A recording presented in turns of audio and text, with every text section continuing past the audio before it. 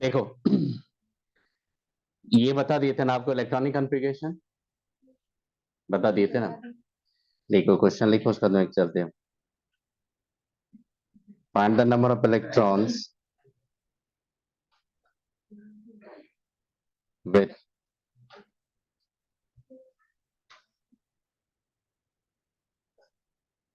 L equal to 1 and Ml equal to 0 in iron.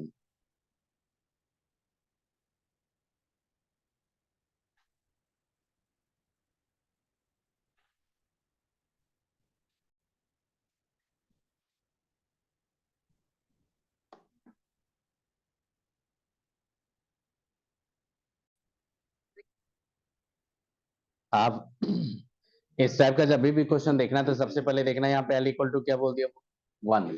तो 1 लेंगे तो आपको 2p भी कंसीडर करना पड़ेगा, क्योंकि एटॉमिक नंबर में कितना पे वर्क कर रहा हूँ, आयरन लिए तो एटॉमिक नंबर 26 पे काम कर रहा हूँ।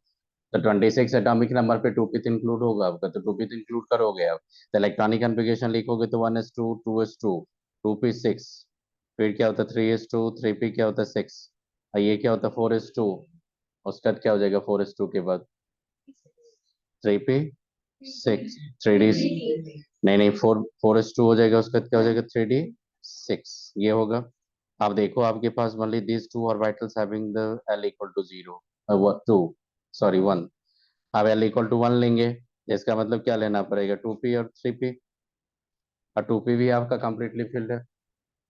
और 2p में जब जाएंगे तो आपने देखा था 2p में क्या होता है, एक -1 होता है, 0 होता है, एक +1। और ये अगर कंप्लीटली फिल्ड होगा तो एक ही ऑर्बिटल लेना है किसका, 0 का। तो 0 का लेंगे तो आप 2p से एक 0 का निकालोगे, एक 3p से 0 निकालोगे तो कितना 0 निकलेगा आपका, 2 ऑर्बिटल। और दोनों का 2 ऑर्बिटल क्या होगा, कंप्लीटली फिल्ड है आपका। मतलब कि ये मान लो कि 2p है तो 3p आपका क्या होगा, 3p भी तो ऐसे ही होगा, -1 0 और क्या होगा +1। ये देखो ये भी कंप्लीटली फिल्ड है, तो आपको ऑर्बिटल कौन सा लेना है, ये ऑर्बिटल लेना है आपको। बताइए कितना इलेक्ट्रॉन्स हो जाएगा आपका, 4 हो जाएगा ना। एन इक्वल टू क्या हो जाएगा 4। कर लेंगे, नेक्स्ट देखो।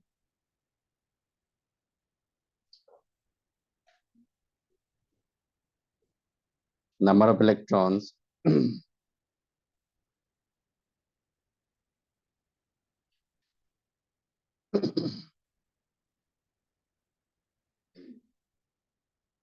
in an element Z equal to 114, कर लोगे।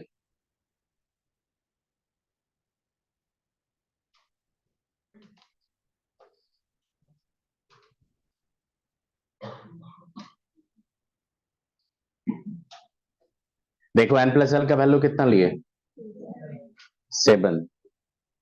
तो बेटा ये 4s 5s तक तो होने वाला नहीं है, तो कुछ हायर में ही सोचना पड़ेगा। 6s का भी नहीं होता, 4f का हो सकता है। अगर यहीं पे n+l इक्वल टू 8 लेंगे तो क्या हो जाएगा, 8 कर दो, n+l इक्वल टू 8 कर दो और थोड़ा इजी हो जाएगा। n+l को 8 कर दो, n+l equal to 8, n+l equal to 8 कर दो। तो n+l इक्वल टू 8 लेंगे तो 8 पे सोचो क्या क्या हो सकता है आपका, से सोचो।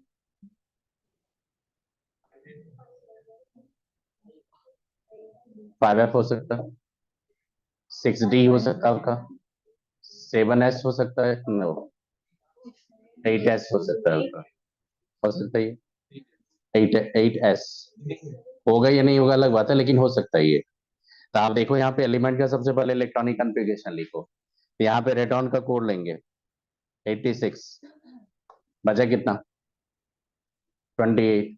you have to start from the 7s, after 7s ns के बाद मैंने लिया था n-2f, तो क्या है 5f लेंगे, 5f 14, देन n-1d, तो क्या हो जाएगा आपका 6d 10। कितना इलेक्ट्रॉन आपने दिया यहाँ तक 26, कितना इलेक्ट्रॉन देना और 2। 5d के बाद क्या हो जाएगा 7p, 7p में कितना जाएगा 2। अब देखो ये जितना भी ऑर्बिटल है सबका n+l इक्वल टू 8 है।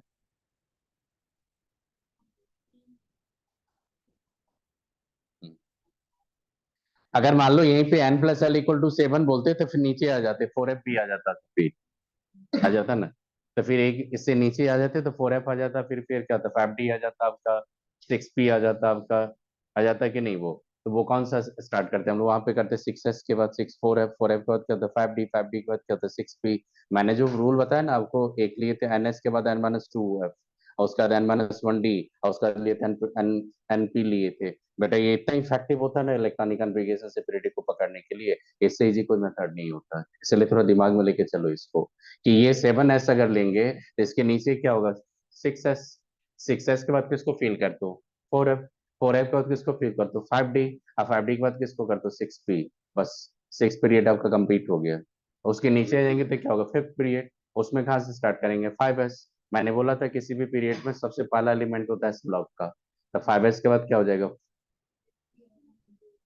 5s के बाद 4d, और उसके बाद हो जाएगा 5p, फिर नीचे हो तो 4s, 4s का बाद हो जाएगा 3d, और उसका बाद होगा 4p, फिर नीचे आएंगे 2s, 2s का 2p। सिंपल पे कैलकुलेशन है, कर लेंगे आप।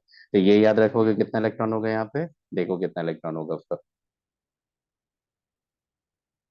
कितना इलेक्ट्रॉन्स हो गया 14 + 10 + 2 कितना हो जाएगा ये 26। कर लेंगे। 7s आप इंक्लूड नहीं करेंगे, क्योंकि 7s में n+l कितना होगा 7, और आपने क्या लेते हैं n+l = 8। कर लेंगे, आई बात समझ में। नेक्स्ट लिखो।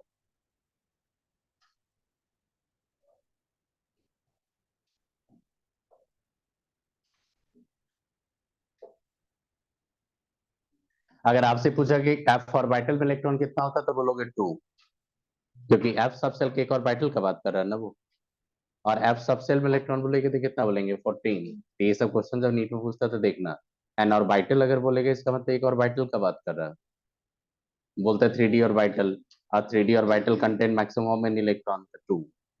अब देखो यहाँ पे मैक्सिमम नंबर इलेक्ट्रॉन लिए n = मान लो 4 लिए, इसका मतलब कौन सा पीरियड पे वर्क कर रहा हो, कौन सा ऑर्बिट पे वर्क कर रहा हो 4, तो आप 2n² का फॉर्मूला यूज करोगे तो कितना हो जाएगा बताइए 32 हो गई है।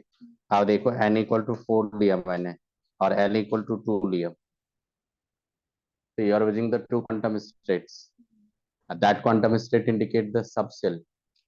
ये 4 लिए इसका मतलब क्या हो गया प्रिंसिपल, l = 2 लिए इसका मतलब d, इसका मतलब 4d है आपका, तो 4d में आप कितना मैक्सिमम इलेक्ट्रॉन रख सकते हो, तो आप रख सकते हो 4l + 2, हो सकता है ये। तो 4 × l क्या होगा 2 + 2 कितना हो जाएगा ये बता दो 10। फिर देखो n = 4 लिया मैंने, l मान लो 1 लिया, मैग्नेटिक क्वांटम में -1 लिए, और ms मान लो +½ लिए, कितना क्वांटम स्टेट को आपने रिप्रेजेंट किया 4। तो बेटा 4 जैसे करेंगे तो एक ही इलेक्ट्रॉन से आएगा। अगर आपने 4 क्वांटम स्टेट को ले लिया तो 4 quantum state represent only 1 electron. अगर आपने n और l अगर रिप्रेजेंट करोगे तो इसका मतलब होता है वो सब सेल। अगर आपने क्या किया देखो यहाँ पे n = 4 लिए, l अगर मान लो 2 लिए, और l अगर 0 लिए, इसका मतलब एक ऑर्बिटल का बात कर रहे हो। अगर n भी दे देगा, l भी दे देगा, m भी देगा, तो इसका मतलब एक ऑर्बिटल पे पहुंच गए आप। तो ऑर्बिटल पे पहुंचेंगे तो यहाँ पे कितना इलेक्ट्रॉन होगा 2, क्योंकि आप देखो इससे क्या पता चलता है आपका 4d। अब 4d जब जाएंगे तो l = जब जाएंगे 4d, तो l = कितना होता है 2, ml क्या होगा -2, -1, 0, +1, +2 हो गई है। ये ना बोल रहा हूँ मैं आपको, बताइए। आप ऑर्बिटल में इसको रिप्रेजेंट करेंगे तो कितना 5 ऑर्बिटल होता है ना आपका, आप तो एक ऑर्बिटल का बात कर रहे हो तो मैक्सिमम कितना इलेक्ट्रॉन रख सकते हो आप 2। कर लेंगे। फिर देखो n = 4 लेंगे, और ml अगर 0 मान लो 1 ले, तो फिर मैक्सिमम इलेक्ट्रॉन बताइए।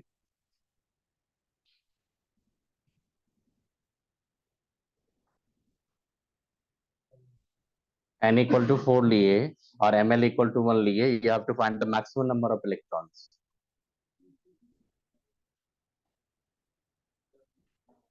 6 होगा 6। 6 होगा। देखो कैसे होगा, देखिए देखो यहाँ पे बता रहा हूँ। n इक्वल टू अपने कितना लिया 4, n इक्वल टू अगर 4 लेंगे तो l इक्वल टू क्या होगा, l हिडन है आपका 0 1 2 3, और उसका जो मैग्नेटिक क्वांटम नंबर सबका क्या होगा 0 -1 0 +1 -2 -1 0 +1 +2, ये -3 -2 -1, ये क्या होगा आपका 0 +1 +2 +3। These are the possible sub orbitals. अब ये जो पॉसिबल ऑर्बिटल है उसमें से कौन सा ऑर्बिटल, किसी एक ऑर्बिटल को लेके चलना आपको, तो देखो कौन कौन सा ऑर्बिटल लेंगे। m इक्वल टू क्या था +1, देखो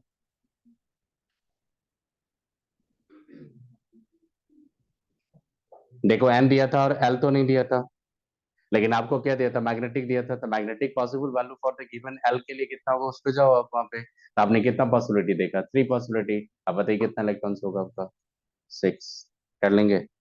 फिर देखो एन इक्वल टू अगर 4 होगा, एम एल का अगर मॉड ले लिए हम लोग यहाँ पे 1, तो मैक्सिमम इलेक्ट्रॉन बताइए सर 12। 12, राइट। रीजन क्या होगा कि 1 ले लिए मॉड लिए, तो मॉड अगर लोगे तो -1 +1 दोनों इंक्लूड करना आपको, मॉड लिए इसका मतलब क्या होगा -1 +1 दोनों इंक्लूड हो जाएगा, तो मॉड लेंगे तो आपका क्या हो जाएगा, देखना यहाँ पे ये क्या था -1, वो भी इंक्लूड करेंगे, ये भी इंक्लूड करेंगे और ये भी इंक्लूड करेंगे, तो टोटल कितना हो जाएगा 6 ऑर्बिटल। 6 पे कितना ऑर्बिटल इलेक्ट्रॉन रखोगे 12, तो 12 आ जाएगा, कर लेंगे। और देखो n इक्वल टू अगर 4 लेंगे और ms इक्वल टू अगर -12 लेंगे तो मैक्सिमम इलेक्ट्रॉन कितना हो जाएगा,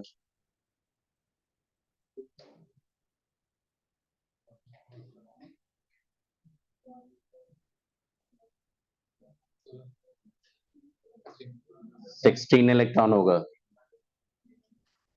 देखो n इक्वल टू 4 है ना आपका, n इक्वल टू 4 में मैक्सिमम कितना इलेक्ट्रॉन होगा 32, उसमें 16 इलेक्ट्रॉन कहाँ होगा अप स्पिन, और 16 क्या होगा डाउन स्पिन, तो आपने एक पर्टिकुलर स्पिन लिया अप स्पिन या डाउन स्पिन, तो क्या होगा आपका 16 होगा, तो मैक्सिमम कितना इलेक्ट्रॉन 16, क्योंकि देखो n दिया और आपका क्या दिया ms दिया, इसका मतलब l भी नहीं दिया आपका और क्या दिया आपका मैग्नेटिक, तो वो पॉसिबल वैल्यू सब पे लेके चलोगे, और पॉसिबिलिटी वैल्यू जब सब पे लेके चलोगे तो कितना पॉसिबल होगा आपका, देखो यहाँ पे n क्या दिया 4, l क्या होगा 0 1 2 3 होगा। अब ये 0 1 2 3 के पॉसिबल मैग्नेटिक क्वांटम बढ़ जाएंगे, तो सर सारा पॉसिबिलिटी आप कंसीडर करोगे, लेकिन उसमें क्या होगा आप स्पिन को ही काउंट करोगे, डाउन स्पिन को काउंट नहीं करोगे, तो कितना पॉसिबिलिटी होगा 16। आई बात समझ में, तो इस टाइप का अगर कॉम्बिनेशन कहीं भी देगा तो क्वेश्चन बना लोगे, यही सब मैक्सिमम क्वेश्चन पूछता है कंपटीशन में। ठीक, अगर आपको हमेशा याद रखना कि 4 क्वांटम नंबर इंडिकेट कर देगा तो that show the only 1 electrons. ठीक, अगर आपको एन और एल देगा तो इसका मतलब एक सबसेल का बात कर रहे हो, तो 4l+2 फॉर्मूला यूज करना है। अगर एन भी देगा एल भी देगा एम भी देगा, तो इसका मतलब एक ऑर्बिटल का बात कर रहा है, तो किसको वर्क करेंगे, ऑर्बिटल मैक्सिमम का कितना इलेक्ट्रॉन होल्ड करेगा 2, और अगर एन भी देगा और का क्या होगा कि एन दे देगा, एजमुथल नहीं देगा आपको, ये मैग्नेटिक नहीं देगा, ये एजमुथल नहीं देके मैग्नेटिक दे देगा, तो फिर एन पे पॉसिबल पहले एजमुथल देखना, एजमुथल का पॉसिबल मैग्नेटिक देखना, जो मैग्नेटिक का पॉसिबिलिटी है सारा पॉसिबिलिटी को लेके 12 हो गया। आई बात समझ में, तो वहां पे मैक्सिमम नंबर पॉसिबल इलेक्ट्रॉन आप फाइंड करोगे। ये सब क्वेश्चन जब भी फ्रेमिंग होता है तो एन आपको कभी 9 10 12 लेके नहीं पूछेगा, क्योंकि बहुत सारा पॉसिबिलिटी होता है, वो चेक करना पड़ता है आपका concept, n equal to 3 4 5 maximum ये लेगा, कर लेंगे आप। आई बात समझ में, नेक्स्ट चलो।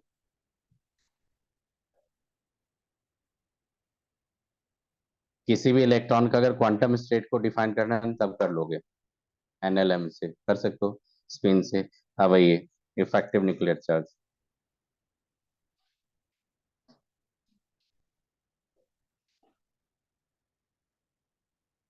जेड इफेक्टिव,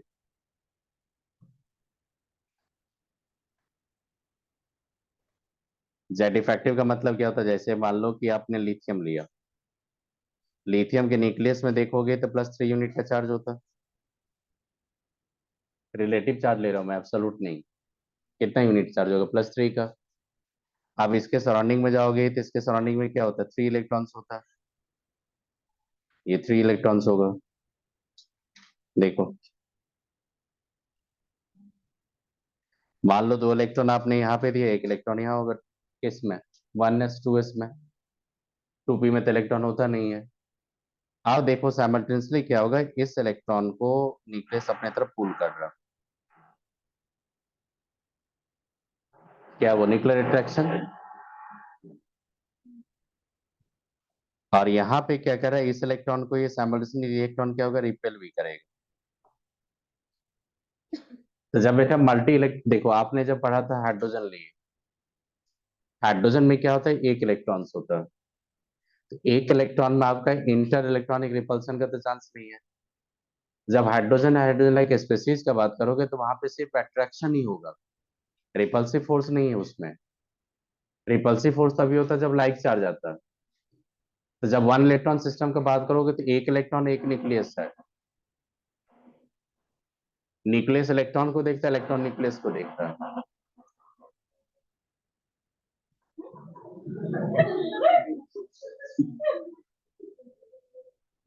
अब देखो यहाँ पे कि जो न्यूक्लियर, देखो ये क्या आपका बैलेंस सेल का इलेक्ट्रॉन्स है, ये बैलेंस सेल के इलेक्ट्रॉन्स है।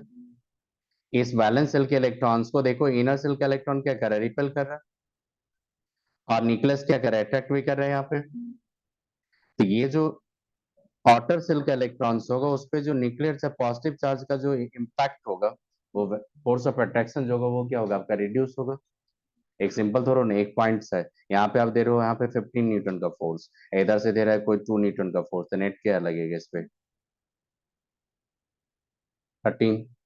मैंने क्या बोला, एक फोर्स यहाँ पे एक पॉइंट है, मान लो एक चीज को पुश करो इधर से 15 न्यूटन से, आपको इधर से पुश करे इस पे 2 न्यूटन पे, नेट फोर्स कितना लगेगा आपका। तो आपने क्या किया, देखो यहाँ पे कुछ वैल्यू को क्या किया, रिड्यूस किया आपने। तो वैसे ही देखो कि न्यूक्लियर अट्रैक्शन हो रहा है तो यहाँ पे रिपल्सन भी हो रहा है, रिपल्सन से इस पे चलते इसका force of attraction between nucleus और वैलेंस इलेक्ट्रॉन क्या होगा, रिड्यूस होगा।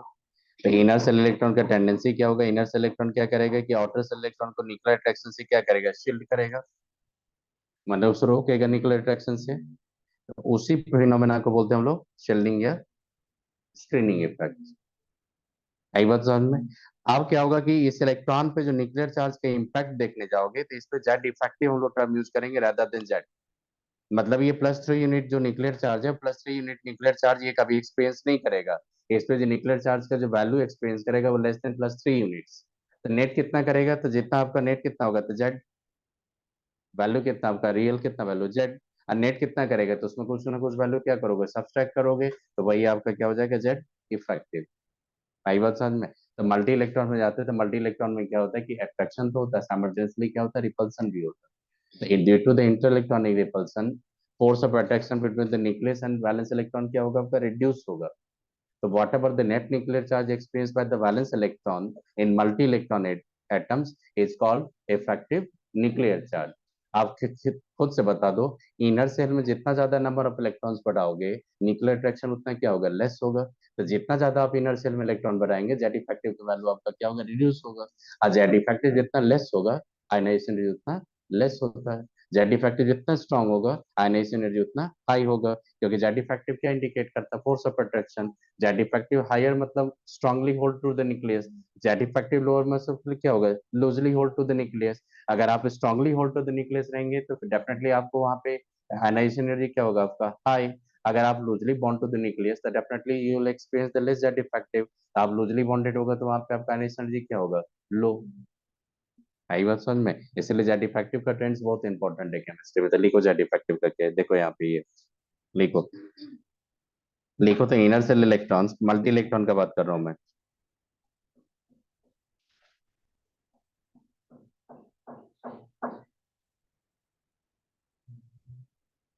Atoms, inner cell electrons,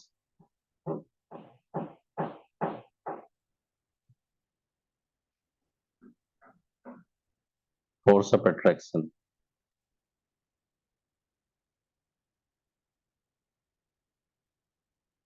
between the valence cell electrons, valence electron and nucleus.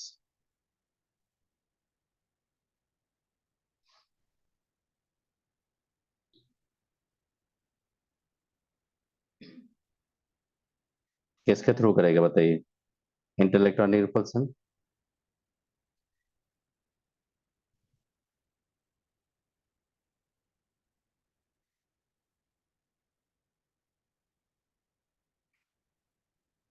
This phenomena is called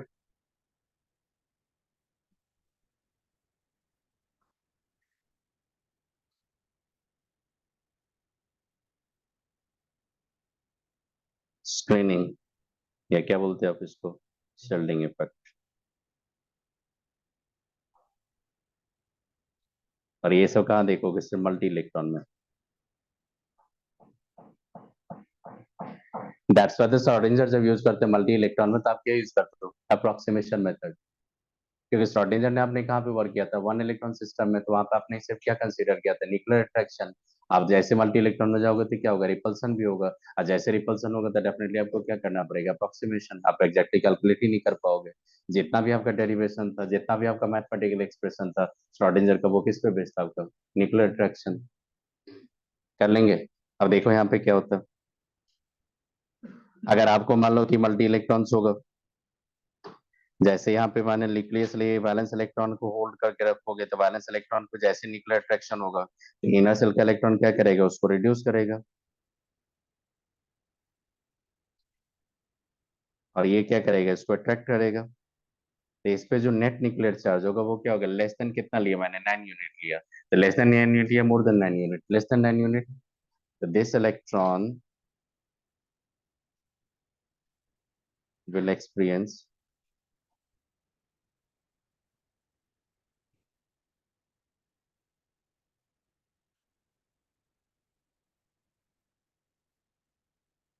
positive nuclear charge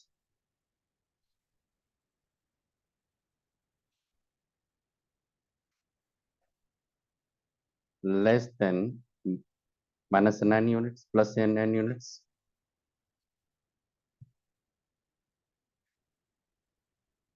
करेगा आपका। That's why the effective nuclear charge होगा आपका। Nuclear charge जितना होगा उसमें से आप कुछ ना कुछ सब्ट्रैक्ट करोगे। उसी को बोलते हैं हम लोग सिग्मा या स्क्रीनिंग कांस्टेंट, इसको बोलते हैं शिल्डिंग, या क्या बोलते हैं इसको हम लोग? यस, स्क्रीनिंग या शिल्डिंग कांस्टेंट। इसका कैलकुलेशन आपको नहीं पढ़ना।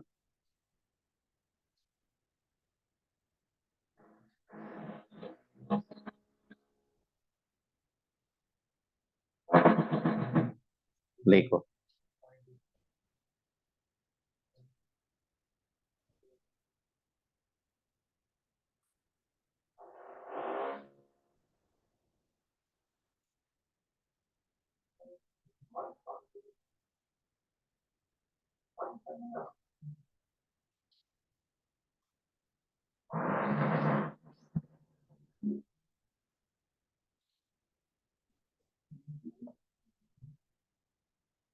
आपसे बोलेगा जेड इफेक्टिव, तो क्या बोलोगे? Net nuclear charge experience by an electron in multi electron atom. Multi electron atom में एक एक इलेक्ट्रॉन पे जितना न्यूक्लियर चार्ज का इम्पैक्ट है, तो उसको क्या बोलेंगे? Z effective. और जेड इफेक्टिव जैसे जाओगे तो उसके जो, जैसे मान लो एक इलेक्ट्रॉन लेंगे, तो उसका जो इनर सेल इलेक्ट्रॉन्स को उसको क्या करेगा? रिपेल करेगा। तो उसका जो रिपल्सन का फोर्स होगा उसको क्या करोगे? रिड्यूस करोगे। तो आप हमेशा जेड इफेक्टिव क्या होगा? Less than the actual nuclear charge या more than actual nuclear charge? Less than. कर लेंगे आप। अब देखो यहाँ पे लिखो for a given N. N अगर फिक्स कर दोगे, शिल्डिंग इफेक्ट जो होता है या स्क्रीनिंग इफेक्ट सबसे ज्यादा होता है इसका। इनर सेल में इलेक्ट्रॉन कहाँ हो सकता है? एस में भी हो सकता है, पी में हो सकता है, डी में भी हो सकता है। तो बैलेंस सेल को सबसे इफेक्टिवली न्यूक्लियर अट्रैक्शन से शील्ड कौन करेगा? आपका एस। उसका बाद करता है पी इलेक्ट्रॉन, उसका बाद क्या करता है डी, उसका बाद क्या करता है एफ। आपने देखा होगा lanthanide contraction, due to poor shielding ability of the 4f electron. आपने देखा होगा actinide contraction, due to poor shielding ability of the 5 electrons, 5f electrons. आपने देखा होगा बहुत सारा एनोमलस बिहेवियर देखा होगा। आपने देखा होगा ऑक्सीडेशन स्टेट में। आपने देखा होगा इनर्ट पेयर इफेक्ट का आपने इम्पैक्ट देखा होगा। आपने इनर्ट पेयर इफेक्ट का आपने कहाँ देखा था? 6 पीरियड में। बिकॉज 6 पीरियड के एलिमेंट्स में कौन सा इलेक्ट्रॉन होता है? 4f। और जहां से ही आप 4f में इलेक्ट्रॉन लेके जाते हो, तो डेफिनेटली वहां पे केमिस्ट्री का जो बिहेवियर होता है, जो आपका पीरियडिक टेंस होता है, वो आपका चेंज हो जाता है। आपने बहुत सारा देखा था, जैसे आयनाइजेशन एनर्जी का ट्रेंड देखा था। आपने एसएन से पीवी में गए थे तो पीवी का आयनाइजेशन एनर्जी हाई हो गया था। आप याद करो, इलेक्ट्रोनेगेटिविटी एसएन से पीवी में गए थे तो पीवी का इलेक्ट्रोनेगेटिविटी हाई हो गया था। तो सब कौन रिस्पॉन्सिबल था? Poor shielding ability of the 4f electrons. आई बात समझ में? जो एटॉमिक रेडियस में आप डिफरेंस देखोगे अर्लियर मेंबर में, जैसे हैवियर मेंबर में जाओगे किसी भी ग्रुप में, तो उसका एटॉमिक रेडियस का साइज क्या होगा, डिफरेंस क्या होता है? स्मॉल। जो डिफरेंस आप देखोगे अर्लियर मेंबर में, जैसे किसी भी ग्रुप में जाओ, चाहे lithium, sodium, potassium, rubidium, caesium जाओ, या किसी भी ग्रुप में जाओ, किसी भी ग्रुप में जो अर्लियर मेंबर होता है उसमें एटॉमिक रेडियस का डिफरेंस सबसे ज्यादा होता है।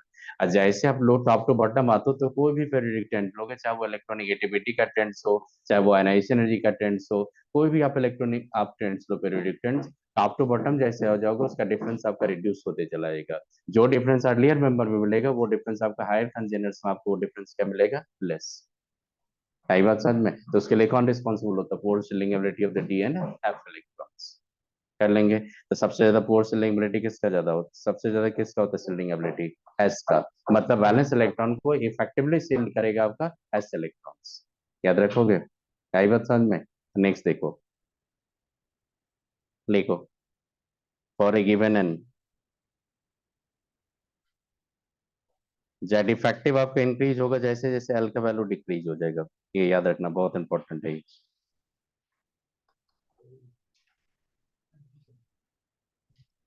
अब ये बताइए, 2s लेंगे 2p लेंगे, एल का वैल्यू कितना होगा? 0 1। अब बताइए जेड इफेक्टिव किस पे ज्यादा होगा? 2s पे ग्रेटर देन 2p। एनर्जी किसका ज्यादा होगा? 2s से ज्यादा होगा 2p का। आप जैसे tightly hold to the nucleus, that effective more, it means you are tightly hold to the nucleus, you are tightly bond to the nucleus. अगर इलेक्ट्रॉन को न्यूक्लियस से टाइटली बॉन्ड कर दोगे तो उसका एनर्जी सबसे कम होता है। जितना स्ट्रॉन्गर फोर्स ऑफ अट्रैक्शन होगा, जितना क्लोज टू द न्यूक्लियस जाएगा, उसका एनर्जी उतना लेस होता है। तो 2s और 2p का बात करेंगे तो 2s electron tightly bond to the nucleus compare to 2p electrons, it means 2s electron has less energy than 2p। अब बताओ 2s और 2p में n का वैल्यू क्या होगा? सेम होगा, लेकिन एल का वैल्यू क्या करेगा? डिफर करेगा। इट मींस अगर मान लो एक गिवन ऑर्बिट के लिए जब एल किसका फंक्शन हो गया, जेड इफेक्टिव किसका फंक्शन हो गया? एल का। इसका मतलब एनर्जी भी किसका फंक्शन हो गया? एल का। आप जैसे मल्टी इलेक्ट्रॉन में जाओगे तो आपका क्या होता है? Inter electron repulsion. जब भी एनर्जी ऑफ ऑर्बिटल्स आप फाइंड करते हो, तब क्या रूल फॉलो करते हो? N plus L. रीजन क्या होता है? Penetration power, shielding ability, interelectronic repulsion, Z effective, ये सब कहाँ पे लेते हो? मल्टी इलेक्ट्रॉन में। तो वहां पे ऑर्बिटल की एनर्जी सिर्फ आप एन पे डिपेंड नहीं करेगा, आपका किस पे डिपेंड करेगा? एन और एल पे। आई बात समझ में यहाँ पे क्यों करता है? तो आपका जब भी मल्टी इलेक्ट्रॉन पे जाएंगे तो एनर्जी किस पे लेते हैं हम लोग? एन प्लस एल पे। समझ में क्यों लेते हैं अब? तो देखो यहाँ पे 2s आ गया, ये 2p आ गया, समझ में आ गया? अब देखो एक चीज बता रहा हूँ, यहाँ पे ये चीज याद रखना, लिख लो।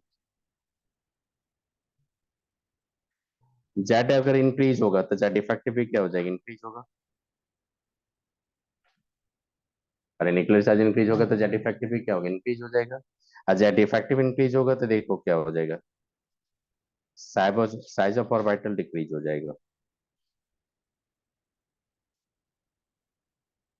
हाँ, साइज ऑफ ऑर्बिटल अगर डिक्रीज होगा तो एनर्जी ऑफ ऑर्बिटल भी डिक्रीज होगा।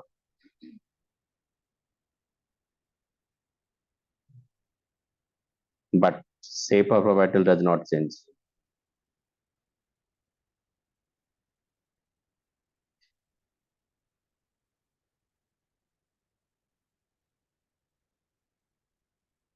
देखो, आप पी ऑर्बिटल को क्या बोलते हो? डम्बल। शेप अगर बोल देंगे पी ऑर्बिटल का तो क्या बोलेंगे? डम्बल। आप बताइए पी ऑर्बिटल में हाइड्रोजन का बात करूं, या पी ऑर्बिटल में लिथियम में रहूं, या पी ऑर्बिटल में सोडियम में लाऊं, या पी ऑर्बिटल में कैल्शियम का बात करो, सबका टू पी ऑर्बिटल या पी ऑर्बिटल का शेप क्या होगा? डम्बल ही होगा। लेकिन साइज में क्या होगा? डिफरेंस। एनर्जी में क्या होगा? डिफरेंस। तो बॉन्डिंग इफिशिएंसी किस पे डिपेंड होता है? एनर्जी डिफरेंस पे। अगर दो ऑर्बिटल को कंबाइन कराओगे, एनर्जी डिफरेंस अगर स्मॉल होगा तो इफेक्टिव बॉन्डिंग होगा। अगर दो ऑर्बिटल को आप ओवरलैपिंग करवाएंगे और दोनों में अगर एनर्जी में डिफरेंस होगा, इसका मतलब साइज में मिसमैच करेगा, और साइज में मिसमैच करेगा तो बॉन्डिंग क्या होगा? Less effective. आई बात समझ में? आपने जो बॉन्डिंग स्ट्रेंथ पढ़ते हो, बॉन्ड का जो स्ट्रेंथ पढ़ते हो, आप जो कहीं पे देखते हो डी पाई पी पाई बॉन्डिंग होता है, कहीं पे आपने देखा होगा पी पाई बॉन्डिंग होता है, कहीं पे देखना पी पाई बॉन्डिंग होता ही नहीं है। जैसे आपने देखा सल्फर सल्फर खुद के साथ पाई बॉन्ड बनाता ही नहीं है। फास्फोरस फास्फोरस खुद के साथ पाई बॉन्ड नहीं बनाता है, लेकिन ऑक्सीजन तो बनाता है खुद के साथ पाई बॉन्ड, नाइट्रोजन तो बनाता है खुद के साथ पाई बॉन्ड। क्योंकि ऑर्बिटल जितना स्मॉलर होगा, जितना कॉम्पैक्ट होगा, उतना इफेक्टिव ओवरलैपिंग का चांस होता है। ऑर्बिटल का साइज जैसे बढ़ाओगे तो उसका क्या होगा, रेडियल डिस्ट्रीब्यूशन जैसे बढ़ेगा, आपका साइज जैसे बढ़ेगा, तो क्या होगा, वो हाईली डिफ्यूज होगा। Highly diffuse orbital can not participate in the bonding effectively. तो इसीलिए देखना, आपने सल्फर सल्फर में कभी भी देखोगे सल्फर सल्फर डबल बॉन्ड नहीं होता, कभी नहीं देखो। लेकिन ऑक्सीजन ऑक्सीजन तो डबल बॉन्ड बनाता है। Phosphorus phosphorus double bond triple bond आप कभी नहीं देखोगे, लेकिन नाइट्रोजन तो ट्रिपल बॉन्ड बनाता है। तो ये सब यूनिक एबिलिटी किसको मिलता है, किसी भी ग्रुप में जाओगे, ये यूनिक एबिलिटी मिलता है फर्स्ट मेंबर को। नाइट्रोजन के पास यूनिक एबिलिटी होता है पी पाई बॉन्डिंग का, कार्बन के पास यूनिक एबिलिटी होता है पी पाई बॉन्डिंग का। टॉप टू बॉटम जाते थे पी पाई बॉन्डिंग का एफिशिएंसी क्या होता है, रिड्यूस होता है। कहीं भी जाओगे, कुछ भी बॉन्डिंग एफिशिएंसी जाओगे, टॉप टू बॉटम हमेशा रिड्यूस होता है, कि साइज क्या होता है आपका, बढ़ते चला जाता है। याद रखोगे। अब देखो यहाँ पे बट शेप ऑफ ऑर्बिटल पे कोई इम्पैक्ट नहीं आता। अगर शेप का मतलब क्या होता है, जैसे एस ऑर्बिटल लेंगे तो क्या होता है, स्फेरिकल। आप one S orbital of hydrogen का बात करो या one S orbital of sodium का बात करो, क्या होगा, शेप स्फेरिकल। तो फिर वन एस में डिफरेंस क्या आएगा, साइज में, एनर्जी में। जितना आप एटॉमिक नंबर ज्यादा लोगे, ऑर्बिटल का साइज उतना स्मॉल होगा। और जितना लेस एनर्जेटिक आपका होगा, और जैसे एटॉमिक आपका न्यूक्लियर चार्ज आपका लेस होगा, एनर्जी उतना ज्यादा होगा। एनर्जी जितना ज्यादा होगा, उतना एक्सपेंडेड साइज होगा। याद रखोगे। तो लिखो यहाँ पे एक्स बताता हूँ, देखो।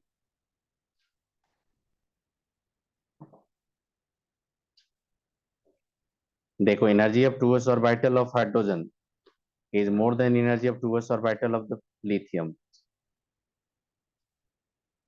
हो गई है। is more than the energy of 2s orbital of carbon is more than the 2s orbital of sodium। ये नाइट्रोजन लिए। is more than the 2s orbital of, late कर लो यहाँ पे सोडियम लिए। और सोडियम से भी लेस एनर्जेटिक होता है 2s orbital of potassium. JEE Main का रिसेंट ईयर में क्वेश्चन देखना, वहां पे पूछा था ऑप्शन देके कि which one element has the more energetic 2s orbital, तो वहां पे सबका एटॉमिक एलिमेंट दे दिया था, कार्बन दिया था, नाइट्रोजन दिया था, पोटेशियम दिया था, ऐसे करके दिया था। तो जितना ज्यादा एक पर्टिकुलर एटॉमिक ऑर्बिटल का बात कर रहे हैं, मतलब 2s का, तो सबके लिए मैंने क्या लिया, 2s लिया। अब बताइए पोटेशियम पे न्यूक्लियर चार्ज कितना यूनिट होता है, 19। और हाइड्रोजन पे कितना होता है, +1। आप खुद से बताइए, एक प्रोटॉन और वहां पे 19 प्रोटॉन्स। 19 प्रोटॉन जितना स्ट्रांगली 2s इलेक्ट्रॉन को होल्ड करेगा, उतना एक प्रोटॉन तो होल्ड नहीं करेगा। तो 19 इलेक्ट्रॉन क्या, 19 प्रोटॉन क्या करेगा, स्ट्रांगली पुल करेगा 2s इलेक्ट्रॉन को। तो डेफिनेटली वहां पे एटॉमिक ऑर्बिटल में क्या होगा, कंट्रैक्शन होगा। एटॉमिक ऑर्बिटल कंट्रैक्शन मतलब साइज उसका डिक्रीज होगा, एनर्जी उसका डिक्रीज होगा। याद रखोगे। ये सब किसका फंक्शन होगा, एटॉमिक नंबर का। जितना ज्यादा एटॉमिक नंबर, उतना स्मॉल साइज। आई बात समझ में। तो सबसे ज्यादा एक्सपेंडेड ऑर्बिटल किस में मिलेगा, हाइड्रोजन में, क्योंकि हाइड्रोजन का एटॉमिक नंबर क्या होता है, 1। इससे कोई लाइटर एलिमेंट तो है नहीं आपके पास, इससे लेस किसी का एटॉमिक नंबर तो होगा नहीं आपका। आप हीलियम का भी बात करोगे तो एटॉमिक नंबर क्या होता है, 2। तो इसमें कितना प्रोटॉन है, 2 प्रोटॉन है। इसके न्यूक्लियस में कितना, 1 प्रोटॉन है। तो सबसे एक्सपेंडेड ऑर्बिटल, सबसे मोर एनर्जेटिक ऑर्बिटल किसका होता है, हाइड्रोजन का। कर लेंगे। ये सब समझ में आ गया क्वेश्चन आपका। अब आइए, एक चीज क्या याद रखना, जेड इफेक्टिव का रिलेशन याद रखना। देखना यहाँ पे, जेड इफेक्टिव, ये लेफ्ट टू राइट होता है, ये टॉप टू बॉटम होता है। इसको बोलते हैं हम लोग पीरियड, इसको बोलते हैं ग्रुप। ठीक। लेफ्ट टू राइट जाओगे तो वैल्यू इंक्रीज होता,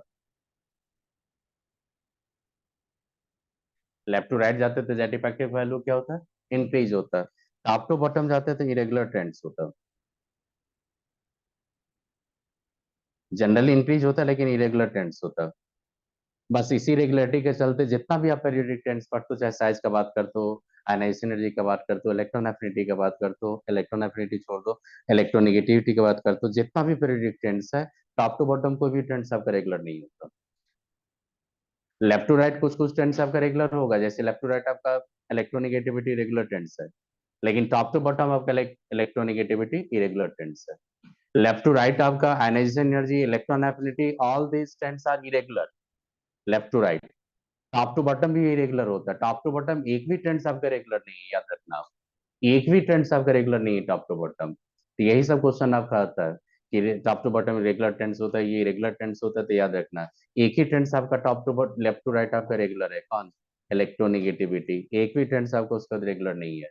टॉप टू बॉटम तो कोई भी ट्रेंड्स रेगुलर नहीं है, चाहे वो इलेक्ट्रोनिगेटिविटी की बात करो, चाहे अनाइस एनर्जी की बात करो, या इलेक्ट्रॉन एफिनिटी की बात करो, एक भी ट्रेंड्स आपका टॉप टू बॉटम रेगुलर नहीं है। आई बात समझ में? उसके लिए कौन रिस्पॉन्सिबल है? Z defective. यही सब डिस्टर्ब करके रखा है। अगर ये नहीं होता तो कितना स्ट्रेट फॉरवर्ड होता, स्ट्रेट फॉरवर्ड तो क्वेश्चन भी नहीं पूछता। और इनऑर्गेनिक में प्रेडिक्टेंस में ये कहीं भी क्वेश्चन कहाँ से आता है? एक्सेप्शन। एक्सेप्शन अगर आपको पता रहेगा, गिना चुना एक्सेप्शन है, और वो हिस्ट्री की तरह, इंडिया गॉट फ्रीडम 1947 तो फिक्स है, हिस्ट्री की तरह फिक्स हो गया वो एक्सेप्शन कभी चेंज होने वाला नहीं है।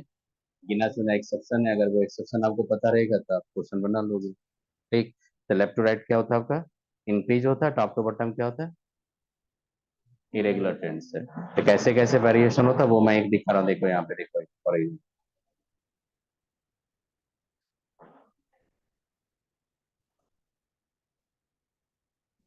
देखो 2.1, 2.2, 2.2, 2.2, 2.2, क्या देखा आपने?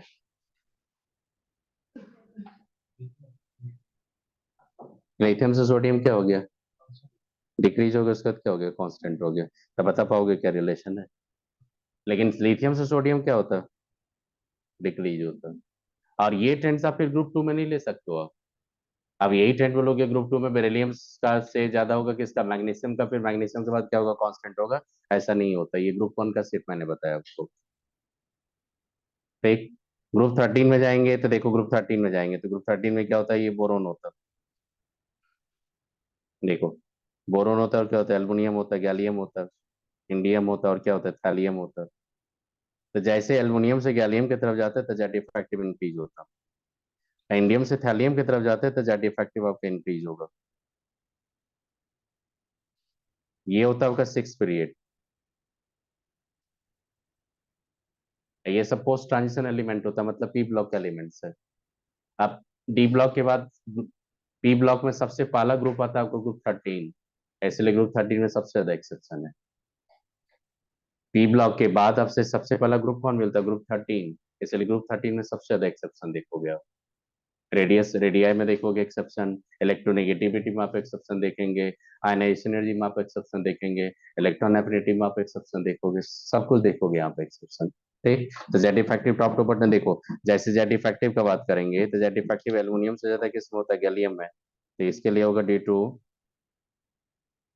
लिख लो, पोर shielding ability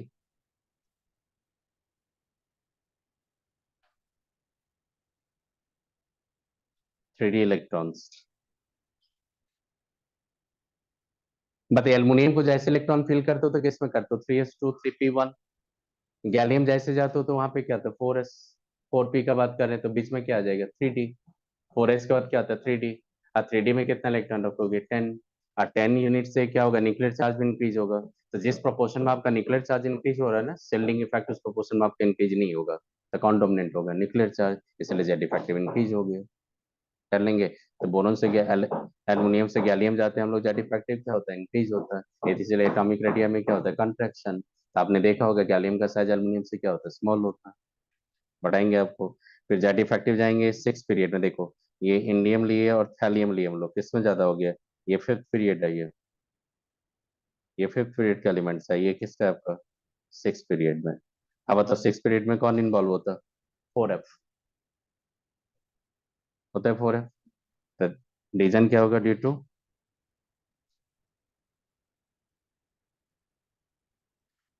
four shelling ability अब किसका होगा यहाँ पे? 4f electrons.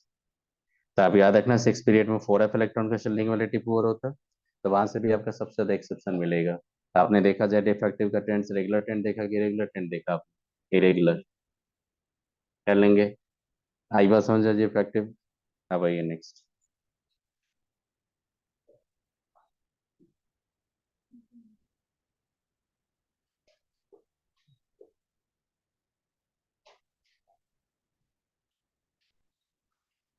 लास्ट टॉपिक है।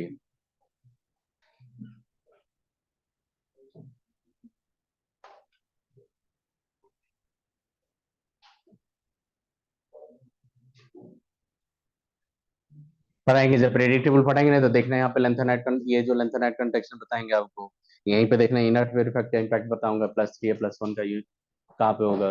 फिर S&P में आपको बताएंगे स्टेबिलिटी +4 + 2 का, लेट में बताएंगे स्टेबिलिटी +2 + 4 का, और फिर बताएंगे स्टेबिलिटी के बाद ऑक्सीडाइजिंग पावर किसका ज्यादा होगा किसका कम होगा। ये सारा इन्फॉर्मेशन दूंगा आपको प्रेडिक्टेबल में, बहुत क्वेश्चन आता है सबसे। इनऑर्गेनिक का अगर सबसे ज्यादा क्वेश्चन आता होगा ना, तो जो ट्रेंड बता रहा हूँ ना आपका, इसी से आता क्वेश्चन। सबसे ज्यादा अगर क्वेश्चन पूछा होगा तो ग्रुप 13 का वो ऑक्सीडेशन स्टेट का, और ग्रुप 13 से ग्रुप 14 का ऑक्सीडेशन स्टेट का। अगर इनऑर्गेनिक में सबसे ज्यादा क्वेश्चन आता तो उसी पार्ट से आता क्वेश्चन, बताऊंगा वो सबका प्रेडिक्टेबल में बता देंगे आगे। ठीक। अब वहां पे देखो क्या लिया आपने, रेडियल वेव फंक्शन। क्या पढ़ना, radial wave function curve. NCERT में 4 कर्व दिया होगा, देखो दिया। अभी तक नीट में क्वेश्चन नहीं आया।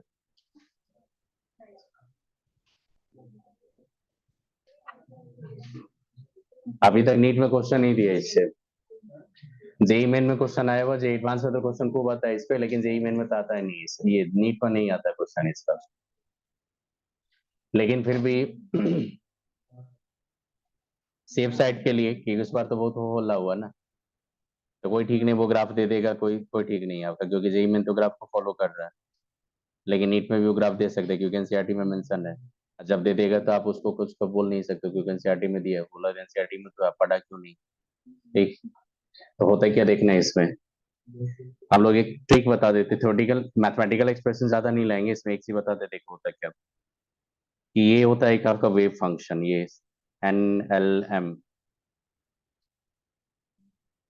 कंप्लीट वेव फंक्शन का मतलब होता है psi NLM। ये क्या दिखाते हैं, एटॉमिक ऑर्बिटल को। वेव फंक्शन का दो पार्ट होता है, एक रेडियल वेव फंक्शन, एक होता है angular wave function. Polar coordinate का पार्ट सही है, इसको बोलते हैं radial wave function.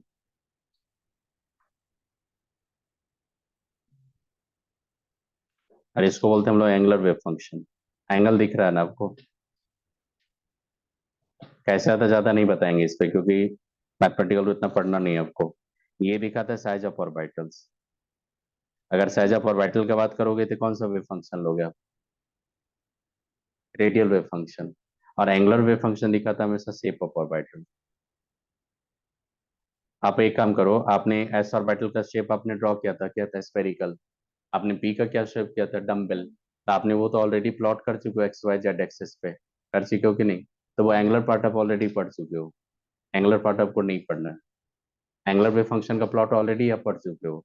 Angular wave function का प्लॉट में आपसे पूछेगा nodal plane, angular wave function के प्लॉट में आपको पूछेगा नोडल प्लेन, और रेडियल वेव फंक्शन के प्लॉट में पूछता है रेडियल नोड। आई बात समझ में, because the radial node related to the size of orbital, और nodal plane related to the shape of orbitals. मैंने शेप ऑफ ऑर्बिटल किससे कोरिलेट किया था, एंगुलर नोड से। और शेप ऑफ एच एल लिए थे, एल को बोले था आपने एजीमुथल क्वांटम नंबर, आपने बोला था determine the shape of orbital. तो आपको मैंने क्या बोला था, नोडल प्लेन जो होता है that decide the shape of orbitals. तो azimuthal quantum number shape of orbital को इंडिकेट करता था। मैंने बोला था ना कि एस ऑर्बिटल में स्फेरिकल शेप क्यों होता है, due to absence of any nodal plane. अगर कोई नोडल प्लेन एब्सेंट है, इसका मतलब ऐसा प्रोजेक्शन आप देखोगे 3D स्पेस में जो आपके स्फेरिकल रीजन को ही इंडिकेट करेगा आपका, बताए थे आपको। तो मैंने बोल रहा था शेप ऑफ ऑर्बिटल, तो आप 3P 3S 3P कुछ भी देगा उसका शेप आपको पता है। तो एंगुलर वेव फंक्शन का प्लॉट ऑलरेडी आप पढ़ चुके हो। आप पढ़ने जा रहे हो रेडियल वेव फंक्शन का प्लॉट, जो क्या दिखाएगा, साइज ऑफ ऑर्बिटल। और रेडियल वेव फंक्शन हमेशा डिपेंड होता है दो ही क्वांटम नंबर पे, एन और एल पे। तो कभी कभी सिंबॉलिकली अगर रिप्रेजेंट कर देगा एन और एल, तो समझ लेना कि रेडियल वेव फंक्शन का प्लॉट ही है वो। आई बात समझ में। अब देखो रेडियल फंक्शन किसका फंक्शन होगा, तो आर लिए। रेडियल फंक्शन किसका फंक्शन है, आर का। तो वही आपको पढ़ना है, देखो क्या पढ़ना है यहाँ पे, लिखो एक psi NL आर जो था ये, या इसी को कभी आर और एल दिखा देते हैं हम लोग, तो इसको क्या बोलते हैं हम लोग, रेडियल वेव फंक्शन। ये आर का मतलब distance from the nucleus, distance from the nucleus.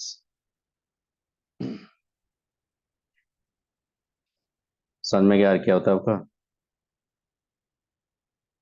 Nucleus से डिस्टेंस होता है ये। अब प्लॉट किसका ले रहे हो आप? प्लॉट जो ले रहे हो psi n l r versus r का प्लॉट ले रहे हो आप। आर क्या होगा? Distance from the nucleus. कर लोगे? आप देखो रेडियल वेव फंक्शन प्लॉट में सबसे पहले होना चाहिए आपका देखो क्या होता है यहाँ पे, देखो यहाँ तक लिखा आपने।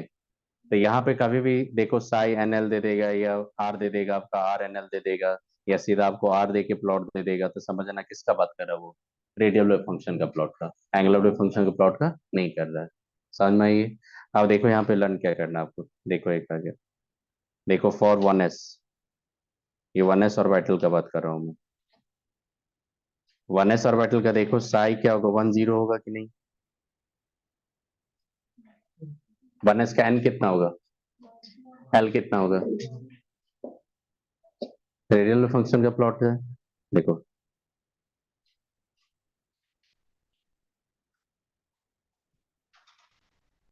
ये एक क्वेश्चन होता है।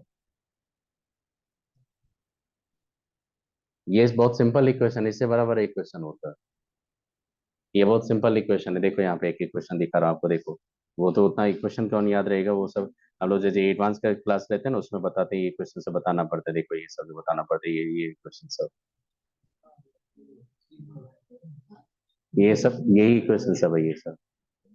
तो ये आपको उस लेवल पे नहीं बताने जा रहे, आपको एक ट्रिक बता रहा हूँ, उसी पे काम कर लेना है। तो देखो होता है क्या, देखो ये देखो ये इक्वेशन है। इस इक्वेशन में देखो जेड तो होता है एटॉमिक नंबर, आर तो होगा डिस्टेंस फ्रॉम द न्यूक्लियस। आप एक काम करोगे, एट न्यूक्लियस पे जाएंगे तो न्यूक्लियस पे आपका आर का वैल्यू क्या होगा, 0। तो न्यूक्लियस पे आर का वैल्यू 0 होगा, तो साई जो होगा आपका एन और एल का मतलब 1 0 का जो 1s के लिए बता रहे हैं वो 1 and 0 कर रही है आर। ये कितना होगा, 2 × Z/A0 3/2। और एक्सपोनेंट तो आर का वैल्यू 0 हो गया, और किसी का एक्सपोनेंट 0 होता है उसका वैल्यू क्या होता है, 1। ये जो एक्सपोनेंट है इस पे आर का वैल्यू तो 0 ले लिया आपने, न्यूक्लियस का बात करो तो आर इक्वल टू क्या होगा, 0। और 0 होगा तो ये वैल्यू क्या होगा आपका, 1। ये पता चला आपको? आप खुद से सोचो, ये आर, अगर आर का वैल्यू हम लोग इंक्रीज करेंगे तो वैल्यू हमेशा क्या हो जाएगा, नीचे ले होगा तो वैल्यू क्या होगा, इंक्रीज होते जाएगा। और ये वैल्यू अगर इंक्रीज होगा तो ये क्या होगा, डिक्रीज होते चला जाएगा कि नहीं? मतलब आप देख रहे हो यहाँ पे इस इक्वेशन से, देखो इस इक्वेशन से क्लियरली पता चल रहा है आपको कि आर का वैल्यू अगर इंक्रीज करोगे तो साई एन और एल का वैल्यू डिक्रीज होगा, ये तो दिख रहा है। इसका मतलब न्यूक्लियस पे इसका सबसे ज्यादा वैल्यू होगा। न्यूक्लियस पे कहाँ 0 हो रहा है, चेक कर लो। मैंने आर इक्वल टू तो 0 लिया, एक्सप्रेशन में आर इक्वल टू 0 का वैल्यू मैंने पुट कर दिया था, कहाँ मैंने फाइंड किया न्यूक्लियस पे 0 हो गया। इसलिए देखना प्लॉट लिया होगा तो न्यूक्लियस पे मैक्सिमा लिया होगा। और देखो न्यूक्लियस पे एक डिफिनिट वैल्यू आ रहा है कि नहीं आपका, इसलिए देखना प्लॉट जब लिया होगा तो न्यूक्लियस पे एक डिफिनिट वैल्यू को कट करके चला गया होगा। अब आगे देखो कि आर के साथ जब रिलेशन देखें तो एक्सपोनेंशियल ग्राफ है कि नहीं है, स्ट्रेट लाइन का तो ग्राफ नहीं है आपका। एक्सपोनेंशियल ग्राफ होगा तो आर को जैसे जाएंगे तो एक्सपोनेंशियली डिके करेगा कि नहीं, वो स्ट्रेट लाइन से तो डिके नहीं करेगा, वो एक्सपोनेंशियली डिके करेगा। तो देखो सारा ग्राफ में एक्सपोनेंशियली डिके करता है कि नहीं आपका। अब आई बात समझ में, और सबका जितना भी एस का लेते हैं सबसे ज्यादा मैक्सिमम फ्रॉम द न्यूक्लियस लेते हैं कि नहीं हम लोग, एक डेफिनेट वैल्यू है कि नहीं आपका। देखो जो फर्स्ट प्लॉट दिया होगा 1s का एक डेफिनेट वैल्यू लेके कंटिन्यूसली उसको डिक्रीज किया होगा कि नहीं, चेक कर लो। अब समझ में आएगा क्यों करते हैं हम लोग। तो ये एक्चुअली ग्राफ जो लेते हैं अपने मन से कोई नहीं लेता, वहाँ पे एक मैथमेटिकल एक्सप्रेशन है, तो उस मैथमेटिकल एक्सप्रेशन के अकॉर्डिंग आता है। तो ना आपको मैथमेटिकल एक्सप्रेशन लर्न करना है और ना मैथमेटिकल एक्सप्रेशन आपको जानना है। ठीक, आपको क्या है, इस पे काम करेंगे तो मैं एक टेबल बना के थोड़ा ट्रिक बता देता हूँ। कम से कम वो चीज अगर पकड़ लोगे तो आपसे ग्राफ का जो 2 4 क्वेश्चन अगर पूछेगा भी कहीं भी तो क्वेश्चन बना दोगे। क्योंकि जेई मेन का जब क्वेश्चन देखोगे तो वहाँ बहुत सिंपल बेसिक क्वेश्चन आता है, बहुत बेसिक क्वेश्चन आता है इसका। मैं दिखाऊंगा कभी क्वेश्चन। अभी आपको क्या ट्रिक करना है, देखो ये तो समझ में आ गया ना कि ग्राफिकल रिप्रेजेंटेशन एक मैथमेटिकल इक्वेशन पे बेस्ड है। आप without any mathematical equation you can take the plot of graphical representation, ले ही नहीं सकते आपका। और जब मैथमेटिकल एक्सप्रेशन होगा तो कुछ ना कुछ वहां पे एक रिलेशन आता है, उसी रिलेशन को आप ग्राफिकल रिप्रेजेंटेशन के थ्रू क्या कर रहे हो, इंडिकेट करने जा रहे हो। आई बात समझ में, तो यहाँ पे एक चीज लिखो सबसे पहले, एक दो पॉइंट लिखो उसी से काम कर लिखो। यहाँ पे देखो किसका ग्राफ का बात कर रहा हूँ मैं, साई वर्सेस आर का। देखना क्या करना है, लिखो और साई आर वर्सेस आर का। सबसे पहले याद रखना फॉर एस ऑर्बिटल के लिए, इसके लिए बताएंगे एस ऑर्बिटल के लिए। एस ऑर्बिटल के लिए बेटा याद रखना यहाँ पे कि आर इक्वल टू 0 मतलब क्या होगा, at nucleus psi nl will be maximum।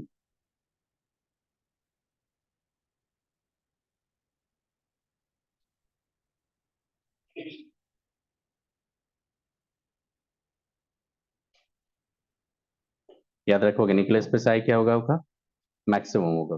फिर याद रखना कि आर का वैल्यू डिक्रीज इंक्रीज करेंगे तो साई एन और एल का वैल्यू क्या होगा आपका, डिक्रीज होगा। मैक्सिमम कहाँ होगा, न्यूक्लियस पे, उसका क्या करना आपको, डिक्रीज करना। टॉर्क पी डी एफ किसी के लिए भी जाओगे, एट न्यूक्लियस पे जब जाएंगे तो न्यूक्लियस पे क्या हो जाएगा आपका, आर इक्वल टू 0। यहाँ पे साई और एनएल का वैल्यू भी क्या होता है, 0। ये किसके लिए लेंगे हम लोग, पीडीएफ के लिए। तो पी और डी एफ किसी के लिए भी प्लॉट लेंगे तो कहाँ से स्टार्ट करेंगे, न्यूक्लियस से। ये समझ में आ गया आपको, इससे काम कर लोगे ना। एस का न्यूक्लियस पे मैक्सिमम लेना, और फिर एक्सपोनेंशियली देखो, मैंने इक्वेशन तो दिखाया आपको, एक्सपोनेंशियली क्या करना है, उसको डिक्रीज करना है। क्योंकि वेव कैसे प्रोपगेट होगा, प्रेशर ट्रफ का फॉर्मेशन से, तो आपको तो एक्सपोनेंशियली डिक्रीज करना पड़ेगा। आई बात समझ में। और न्यूक्लियस पे मैक्सिमम कब लेना, जब एस ऑर्बिटल का प्लॉट लोगे। और पी और डी एफ किसी के लिए भी लेंगे तो 0 फ्रॉम द न्यूक्लियस आप स्टार्ट करोगे। अब वेव की तरह हमेशा अगर आपको प्लॉट करोगे, वेव में हमेशा क्या होता है, एक मैक्सिमा हमेशा इंक्रीज करके एक मैक्सिमा पे जाएगा, फिर क्या करेगा, डिक्रीज करेगा, फिर क्या करेगा, 0 की तरफ जाएगा, फिर क्या करेगा, निगेटिव फेज, फिर क्या आएगा, पॉजिटिव फेज, ऐसे करके प्लॉट करोगे आप। तो देखो एक बता रहा हूँ आपको, जैसे 1s लेंगे तो 1s में रेडियल नोट कितना होता है, 0।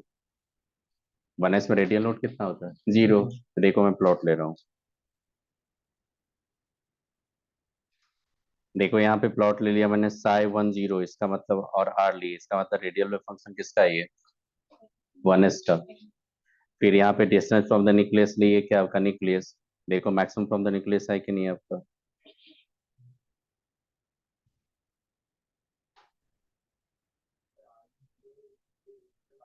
हम्म, देखो मैक्सिमम फ्रॉम द न्यूक्लियस है ये। और ये पॉइंट जो जाएगा, ये कहाँ पे पॉइंट खत्म होगा, इनफाइनाइट पे।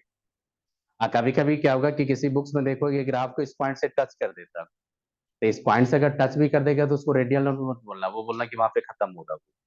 मतलब जैसे यहाँ पे एक सोर्स ऑफ लाइट है, यहाँ से अगर वेव जाएगा ना, तो आपकी उसका एंड पॉइंट आप नहीं बता पाओगे। तो इसलिए इलेक्ट्रॉन का वेव का जब प्लॉट लेते तो वो प्लॉट का कंप्लीट कहाँ पे आपका एंड होगा, इनफाइनाइट पे, वो नहीं बोल सकते हो आप।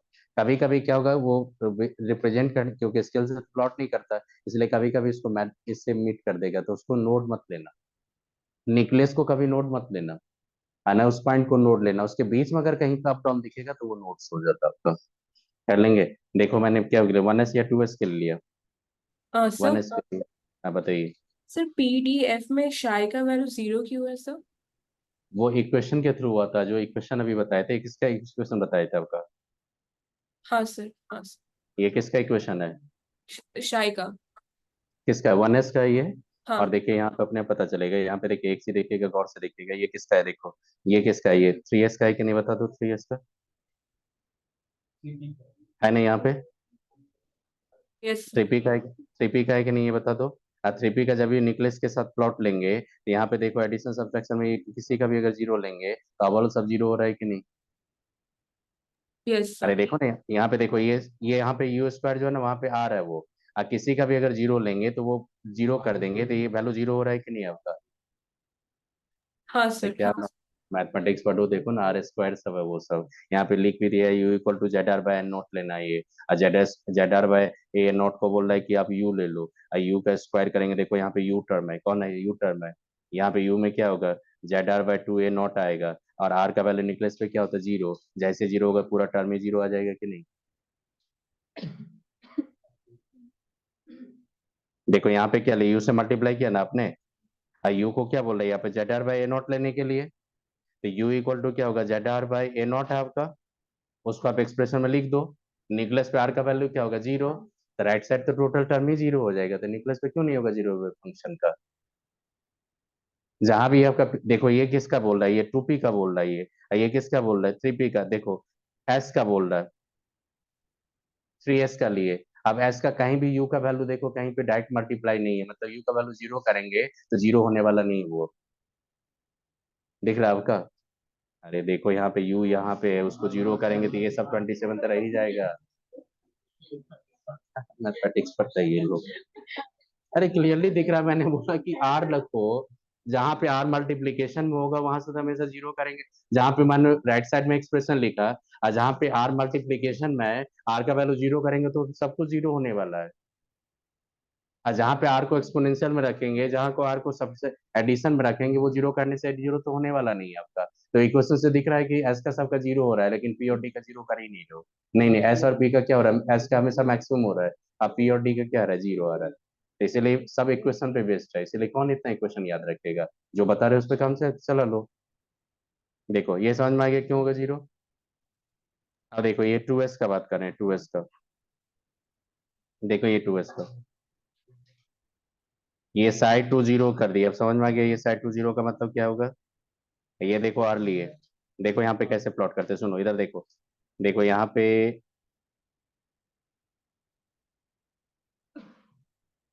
ऐसे करके देखते रहो,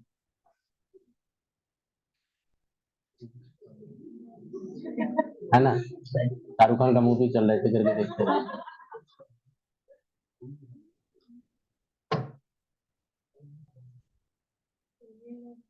मतलब जैसे बोल रहा है कि मैं बता रहा हूँ ना, यहाँ पे आपको बच्चे को जैसे मैं टीज कर रहा हूँ, मतलब कि ऐसे कर रहा है कि जैसे लग रहा है कि पनिशमेंट दे रहे बच्चे को, ये क्यों पढ़ा रहे हो, अरे सब दिया हुआ है इसीलिए पढ़ा रहा हूँ, नहीं देता तो पढ़ाता भी नहीं। हर एंगल से आपको स्ट्रॉन्ग करने का ट्राई करूंगा, ताकि कोई भी कितना भी टफ भी क्वेश्चन दे तभी भी वो ना क्या जवाब। और कभी एक्स्ट्रा चीज नहीं पढ़ाता हूँ, ज्यादा इधर उधर का चीज नहीं पढ़ाता हूँ। ज्यादा इधर उधर पढ़ाएंगे ना तो ऐसे ही भाग जाओगे आप लोग। अब कोई फायदा भी नहीं, पढ़ा के कोई फायदा भी नहीं, जो फैक्ट बता रहा हूँ आपको, डॉक्टर बनाने, लेकिन वो ग्राफ जो दिए उसको तो थोड़ा इन्फॉर्मेशन तो देना पड़ेगा ना आपको, क्योंकि जेई मेन में बहुत फ्रिक्वेंटली ये ग्राफ से पूछा हुआ है। तो नीट, जेई मेन, ये सब एक ही फॉर्मेट पे चलता है, क्वेश्चन था भी सकता है आपका। अब देखो यहाँ पे आईटी में तो क्वेश्चन इस पे बहुत, आईटी में तो बहुत सारा क्वेश्चन पूछता है, कहाँ कहाँ पॉइंट आउट करता है कि आईटी में कैसे करो, क्योंकि उसको पता है कि एनसीईआरटी एक दो जो लाइन लिखा है उसी को एक्सप्रेशन में लेके पूछ रहा है वो अपना। देखो यहाँ पे क्या हो गया, ये जो पॉइंट होता है ये होता है रेडियल नोट्स, ये रेडियल नोट्स होता है, रेडियल नोट वन होता है ना इसमें। तो ये पॉजिटिव फेज से कहाँ है, निगेटिव फेज की तरफ गया ना अपने। और देखो निगेटिव फेज पे आपने एक्सपोनेंशियली क्या किया, उसको डिक्रीज किया ना। और फिर निगेटिव से पॉजिटिव की तरफ आओगे तो फिर क्या हो जाएगा, फिर रेडियल नोट्स आएगा। वो किसके लिए प्लॉट होगा, 3s के लिए। आई बात समझ में। अगर मेरे को बोलेगा कि 2p का प्लॉट करो, 2p का, तो 2p में सर रेडियल नोट कितना है? बताइए। Sir sir zero. अभी से 2s सिमेट्रिकल है बट मतलब 1s सिमेट्रिकल है बट 2s सिमेट्रिकल नहीं है। नहीं नहीं, ये रेडियल नोट फंक्शन है, रेडियल वेव फंक्शन है ये, एंगुलर पार्ट नहीं है ये। वो जो सिमेट्री आप लेते हो, स्पेरिकल सिमेट्रिकल जो बोलते हैं हम लोग, उसमें जो स्पेरिकल शेप लेते हैं वो आपका एंगुलर वेव फंक्शन है, तो उसमें सिमेट्री देखा जाता है, रेडियल वेव फंक्शन में क्या सिमेट्री नहीं होता है। आप किसी को मान लो, कहीं पे मान लो, आप एक काम करो, यहाँ पे खड़े हो आप, यहाँ से बिल्डिंग वहां पे खड़ा है आपका फ्रेंड का, तो यहाँ से डिस्टेंस को सिमेट्री कैसे लेंगे हम लोग, अरे बिल्डिंग को ना सिमेट्री बोलेंगे हम लोग, तो शेप को सिमेट्री में लाया जाता है, डिस्टेंस को क्यों सिमेट्री में लाएंगे, तेरे रियल डिस्टेंस के साथ वेरिएशन दिखा रहा है उसको कहाँ सिमेट्री में लाएंगे। ये साइज को इंडिकेट करता है बेटा, साइज को सिमेट्री में नहीं लाओ, शेप को सिमेट्री में लाया जाता है। आप स्फेरिकल शेप को सिमेट्री बोल सकते हो, डंबल डबल डंबल वहां पे सिमेट्री आप सब टर्म यूज कर सकते हो, साइज को कहाँ से सिमेट्री में यूज करेंगे हम लोग। ये रेडियल लोड कितना हो गया इसमें, जीरो। अब देखना यहाँ पे क्या प्लॉट लेंगे, देखना ये क्या लिए, आर लिए, ये साई अगर मान लो कभी कभी आर और एन कितनी दिखाएगा, ये आर लेंगे, टू और वन ले लेंगे आप, तो देखना ये प्लॉट कैसा होगा, कितना रेडियल नोट है। देखो स्टार्ट तो करेंगे ओरिजिन से, मैंने इक्वेशन भी दिखा दिया था, रेडियल नोट कितना आपका, जीरो। इसीलिए उसी फेज में आप वहां पे एक्सपोनेंशियली डिके कर दोगे। आपको बोलेगा प्रोबेबिलिटी फाइंडिंग इलेक्ट्रॉन मैक्सिमम किस पॉइंट पे होगा, तो इसी पॉइंट पे बोलोगे, तो वहाँ पे साई का वैल्यू क्या है, मैक्सिमम। तब वहां पे जाओगे, जेईमेन का क्वेश्चन मिलेगा, पॉइंट ए बी सी करके दे दिया था, अब बोले थे किस पॉइंट पे मैक्सिमम प्रोबेबिलिटी फाइंडिंग इलेक्ट्रॉन है, तो जहाँ पे साई का वैल्यू ज्यादा होगा, कर लेंगे यही आप। समझ में आ गई है। नेक्स्ट लिखो, नेक्स्ट लिख के एक और इक्वेशन दिखाते हैं आपको। रेडियल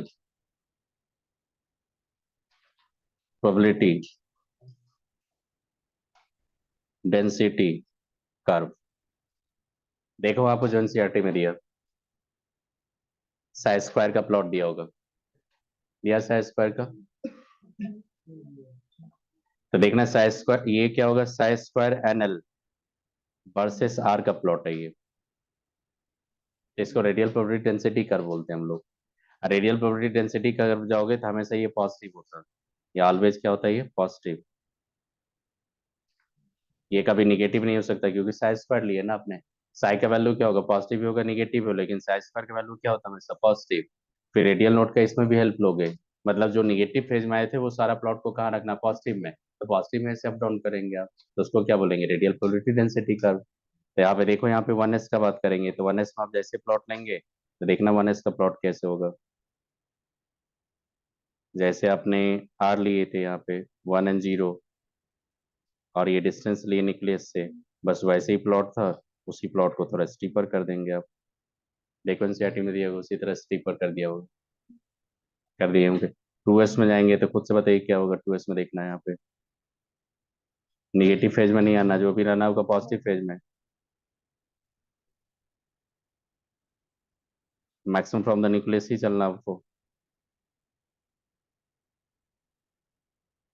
कर लेंगे। ठीक है, इसका प्लॉट था ये, इसमें वो जीरो से जहां से लिया ना, मैंने जीरो यहाँ पे रखा, अब वो जीरो को नीचे लेके चला गया। देखो यहाँ पे निगेटिव निगेटिव तक लेके गया, जीरो से ऐसे पॉइंट को ऐसे कट करो, अपने आप नोट मिल जाएगा।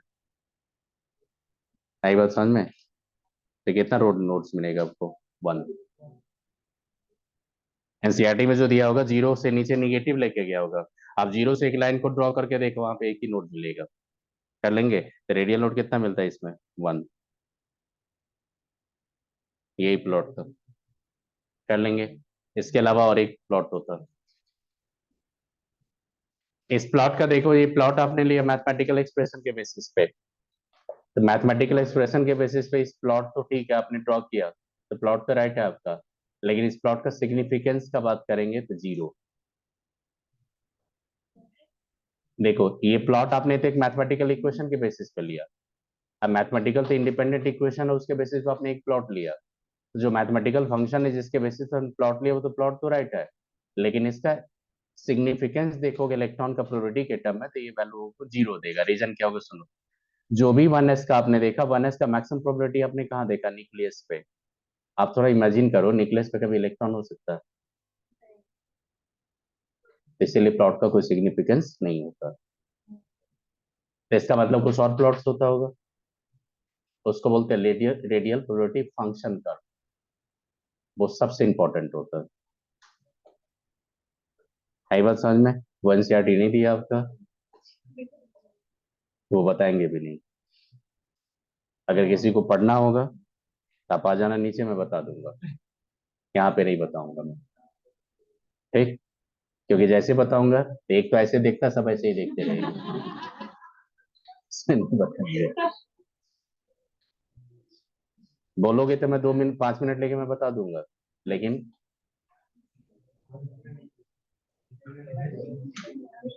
अगर किसी को बहुत जानना है तो बता दो, बहुत इंटरेस्टेड प्लॉट होता है, बहुत इंटरेस्टेड प्लॉट होता है, वो सारा इन्फॉर्मेशन प्लॉट देता है, बहुत अच्छा प्लॉट है, उससे बहुत सारा ऑब्जर्वेशन निकालते हैं। वही दे रहा हूं, अगर किसी को पढ़ना है तो बोल दो, नहीं पढ़ना है।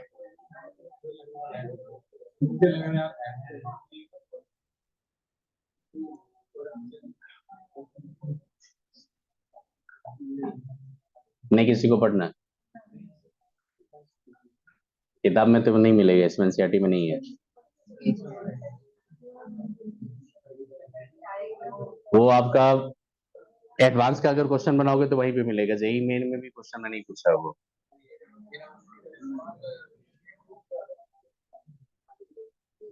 देखो एक चीज, देखो यहाँ पे एक चीज बता रहा हूँ, देखो लिखो, नोट करके लिख लो।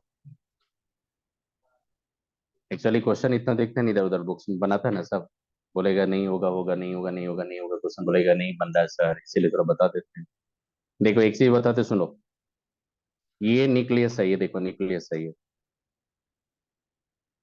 सुनना समझ में आ जाएगा। देखो न्यूक्लियस है ये, और ये मान लो कि आपने न्यूक्लियस के सराउंडिंग में एक देखो यहाँ पे थिन स्फेरिकल सेल लिए,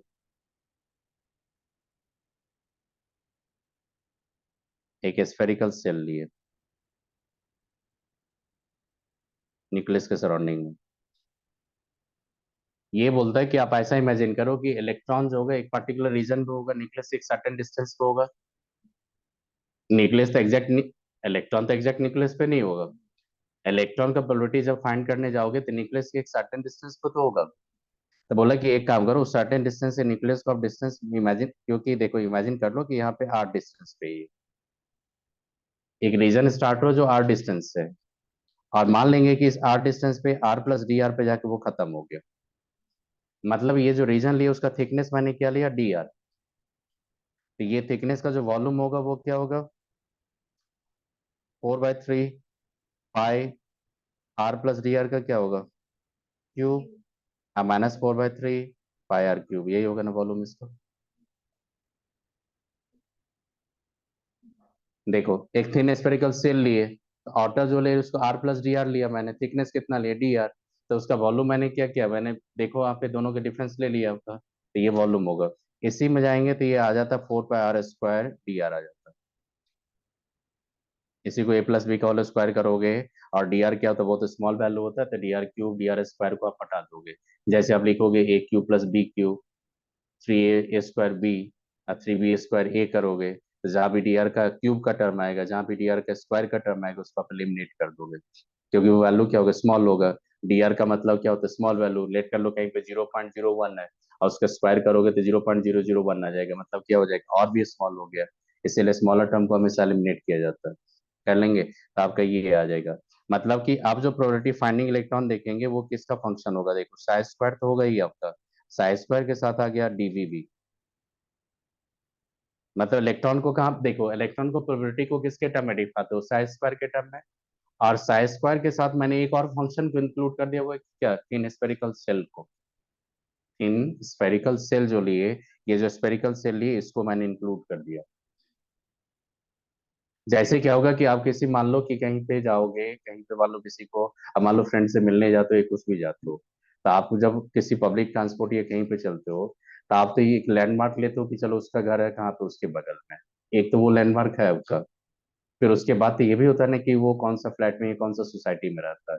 तो वैसे ही इलेक्ट्रॉन तो पता है कि एक सर्टेन डिस्टेंस पे है, इलेक्ट्रॉन तो पता है एक सर्टेन डिस्टेंस पे होगा, कुछ रीजन में होगा, ये तो आपको पता चल रहा है। माइक्रो लेवल पे वर्क कर रहे हैं, इसलिए एग्जैक्ट वैल्यू तो कैलकुलेट कर नहीं पाएंगे हम लोग। अगर मैं 1s का देखूंगा तो 1s में 2s भी होगा, 2s में 3s भी होगा, सब एक दूसरे को डिफ्यूज होगा। मतलब एटॉमिक ऑर्बिटल सब ऐसे डिफ्यूज होता है, मतलब ऐसा नहीं होता कि एटॉमिक ऑर्बिटल 1s बोलेगा कि मेरा रीजन है, 2s बोलेगा कि मेरा रीजन है, 3s बोलेगा मेरा रीजन है, ऐसा कुछ नहीं होता है। जितना भी ऑर्बिटल हो सब एक दूसरे को पेनिट्रेट करता है, सब एक दूसरे में डिफ्यूज होता है। 1s में 2s का स्प्रेडिंग होगा कुछ ना कुछ, 2s में 3s का स्प्रेडिंग होगा, 3s में 4s का स्प्रेडिंग होगा। मतलब आप सोचो कि मैक्रो लेवल पे कितना कॉम्प्लिकेटेड पार्ट पर वर्क कर रहे हो, तो डेफिनेटली आपको अप्रोक्सीमेशन तो लेना ही पड़ेगा, आप एग्जैक्ट कैलकुलेशन कर नहीं पाओगे। तो आपने क्या किया, यहाँ पे एक थिन स्फेरिकल सेल ले लिया, क्या लिया आपने, थिन स्फेरिकल सेल। अब थिन स्फेरिकल सेल भी इंक्लूड कर दिया आपने किस प्रोबेबिलिटी में, मतलब ये प्रोबेबिलिटी फाइंडिंग इलेक्ट्रॉन्स हो गई है, प्रोबेबिलिटी डेंसिटी फैक्टर है ये। अब प्रोबेबिलिटी डेंसिटी फैक्टर किसका फंक्शन हो गया, साई स्क्वायर वर्सेस डीवी का। अब इसी को अगर करोगे तो साई स्क्वायर करोगे इंटू क्या करोगे, 4 पाई आर स्क्वायर डी आर करोगे। अब बेटा बता दो, एट न्यूक्लियस का बात करेंगे, न्यूक्लियस का बात करेंगे तो आर तो हमेशा जीरो होगा, तब प्रोबेबिलिटी तो हमेशा जीरो होगा, चाहे वो एस के लिए, पी के लिए, डी के कर लो। देखो सबसे इंपॉर्टेंट हो गया कि नहीं है, मैंने क्या बोला, प्रोबेबिलिटी को साई स्क्वायर डीवी में इंक्लूड कर दिया, और डीवी में आपने क्या लिया, 4 pi square dv d r लिया। आप बताइए न्यूक्लियस पे तो आर का वैल्यू हमेशा जीरो होगा, तो ओवरऑल टर्म तो आपका जीरो ही आ जाएगा, तो ये क्या होगा, हमेशा पी का वैल्यू क्या होगा, जीरो। मतलब प्रोबेबिलिटी डेंसिटी तो हमेशा जीरो होगा, कहाँ पे, न्यूक्लियस पे, चाहे वो एस का बात करो, पी का बात करो या डी का बात करो। मतलब सबका प्लॉट तो लेना है किस में, बताओ दो, डी का बात करो या एफ का बात करो, मतलब सबका प्लॉट कहाँ से चलेगा, ऑरिजिन से। ये ज्यादा इफेक्टिवली एक्सप्लेन कर रहा है ये। अब देखो इसमें कि अगर मान लो 1s का बात करो, ये 1s का, तो 1s का प्लॉट देखिए, देखो 1s का जो प्लॉट हो गई है, तो इसको फंक्शन को पकड़ना, जब भी क्वेश्चन देगा ना तो एक को 4πr² साइज स्क्वायर देगा तो समझना कौन सा पार्ट है ये। इसको बोलते हैं रेडियल प्रोबेबिलिटी फंक्शन कर्व। क्या बोलते हैं इसको? Radial probability function curve. इसको बोलते हैं आरपीएफ। यही सबसे इफेक्टिव होता है, इसी पे सतह वर्क होता है आज की डेट में। तो बताओ 1s के लिए करेंगे। अब 1s मान लो की है हाइड्रोजन के लिए। बताओ कहाँ से स्टार्ट होगा? ओरिजिन से। मतलब किसी का भी प्लॉट लेंगे, अगर आप देखोगे, देखो साइज, देखो एक सुनो एक कम, साइज स्क्वायर वर्सेस आर होगा तो मतलब रेडियल प्रोबेबिलिटी का डेंसिटी कर्व है वो, जो ऑलरेडी पढ़ चुके हो आप लोग। और जैसे देखना 4πr² आ गया तो समझना कौन है ये, रेडियल प्रोबेबिलिटी फंक्शन कर्व है ये। कर लेंगे। और रेडियल प्रोबेबिलिटी फंक्शन कर्व जैसे आप स्टार्ट करोगे, देखो यहाँ पे न्यूक्लियस पे कैसे होगा, ये होता है ये। और ये देखो ये डिस्टेंस होगा उस पर सबसे ज्यादा मैक्सिमम प्रोबेबिलिटी होगा ना, तो उसको बोलते हैं R max, radius of maximum probability. और यही बोला वो कितना होता है 0.529 एंगस्ट्रम। किसके लिए? हाइड्रोजन के लिए। जब एम्स होता था ना, जब एपीएमटी होता था, एम्स होता था, अलग अलग होता था। तो 2013 ये 2012 में ये क्वेश्चन पूछा था, radius of maximum probability of electron in the one hydrogen. यही पूछा था आर मैक्स का, यही क्वेश्चन आया था वो 2020 में। बेटा 70% लाता था ना तो एम्स में सिलेक्शन हो जाता। एसरसन रीजन पूछता था, इसीलिए कटअप हमेशा लो होता था। इस आप क्वेश्चन के लेवल जाके देखो, क्वेश्चन के लेवल जाके देखो, अभी के लेवल से बहुत डिफरेंस है ये। तो 70% से 75 65%, जनरल कैटेगरी 68-70 पे सिलेक्शन हो जाता था एम्स में। अब तो 720 पे भी नहीं होता। तो देख लो 720 पे भी नहीं हो रहा है, कहाँ से होगा? अगर मान लो कोई जनरल कैटेगरी है 720 लेके उसका रैंक आ गया 60, तो बेचारा आउट ऑफ रेस होगा कहाँ उसका। 40 भी रैंक आएगा तो आउट ऑफ रेस, क्योंकि 55 या समथिंग तो है उसमें। 50% कट कर दो रिजर्वेशन तो बचा कितना, 20 से 25। खत्म हो गया उसका एम्स का सपना। चलो ये समझ में आ गया। मतलब उसके मम्मा ने गॉड से प्रे किया होगा कि मेरे बेटे को बहुत तेज बनाओ, लेकिन गॉड को ये नहीं बोला होगा कि किस्मत भी अच्छा बनाओ। ठीक, चलिए समझ में आ गया ये। आरमैक्स समझ में आ गया आपका। अब देखना है यहाँ पे 2s का प्लॉट लेंगे तो कैसा प्लॉट होगा, आप खुद से देखो। हाँ लेकिन रेडियल नोट का प्लॉट हमेशा यूज करना है, रेडियल नोट्स का। ये बताइए किसका फंक्शन लेंगे, क्या फंक्शन लेंगे यहाँ पे? 4πr² साइज स्क्वायर, ये जैसे देखना 4πr², यार देखना तो देखो कैसा प्लॉट होता है। ये लास्ट पिक हमेशा मैक्सिमम होता है, लास्ट पिक हमेशा क्या होता है, मैक्सिमम। ये देखो ये प्लॉट क्या है, ये इस पॉइंट से इस पॉइंट तक का डिस्टेंस होता है, इसको बोलते हैं आर मैक्स। और मेरे को पता है इसका जो आर मैक्स होता है ये होता है 5.2 ए नोट पे। देखो 1s कहाँ था आर मैक्स, ए नोट पे, ये कहाँ पे चला गया 5.2 ए नोट पे। इसका 2 ए नोट पे जाओगे ना, ये 2 ए नोट पे इसका रेडियल नोट होता है। सबका कैलकुलेशन होता है, जो क्वेश्चन दिखा है ना आपको, उसी की वजह से सब कैलकुलेशन होता है। 2 ए नोट पे इसका रेडियल नोट होता है। इसका फर्स्ट पिक जो होता है 0.8 ए नोट पे, और लास्ट पिक होता है 5.2 ए नोट पे। इसका आ रहा है आपका ए नोट पे, इसका आ रहा है आपका 5.2 ए नोट पे। आप वैसे भी सोचो ना लॉजिकली कि 1s और 2s का बात करेंगे तो 1s तो directly bond to the nucleus होगा, तो उसका जो आर मैक्स होगा 2s का आर मैक्स से तो क्लोज होना चाहिए। तो ये ग्राफ सबसे इफेक्टिवली एक्सप्लेन करता है सारा इन्फॉर्मेशन को। तो इसी ग्राफ से जाओगे तो आपका एक आएगा पेनिट्रेशन पावर, लिखो पेनिट्रेशन पावर। तो पेनिट्रेशन पावर सबसे ज्यादा होता है किसका, एस का, उसका पी, उसका डी, उसका क्या होता है एफ का। अगर आपसे बोलेगा कि which one electron tightly hold to the nucleus, याद रखना एस। अगर एस इलेक्ट्रॉन का पेनिट्रेशन पावर ज्यादा होता है, पेनिट्रेशन पावर का मतलब होता है ये कि इलेक्ट्रॉन इन सब सेल या electron in orbital how closer to the nucleus, मतलब न्यूक्लियस के कितना क्लोज है, उसको बोलते हैं हम लोग पेनिट्रेशन पावर। याद रखेंगे। तो पेनिट्रेशन पावर सबसे ज्यादा किसका होता है, एस का, और सबसे कम किसका होता है, एफ का। याद रखोगे। मतलब deeply close to the nucleus कौन है आपका, एस। इसलिए आप देखना कोर इलेक्ट्रॉन जब लाएंगे तो देखना एस ऑर्बिटल का बॉन्डिंग एफिशिएंसी ग्रेजुअली क्या होता है, रिड्यूस होता है। टॉप टू बॉटम जैसे किसी ग्रुप में जाते हैं हम लोग, जैसे पी ब्लॉक में पर्टिकुलरली जाएंगे तो पी ब्लॉक में क्या होता है, एस और पी दोनों इलेक्ट्रॉन का बॉन्डिंग में पार्टिसिपेशन होता है। जैसे आप बोरोन में जाएंगे तो 2s2p दोनों बॉन्डिंग में पार्टिसिपेट करता है, कार्बन में जाएंगे तो 2s2p दोनों बॉन्डिंग में पार्टिसिपेट करता है।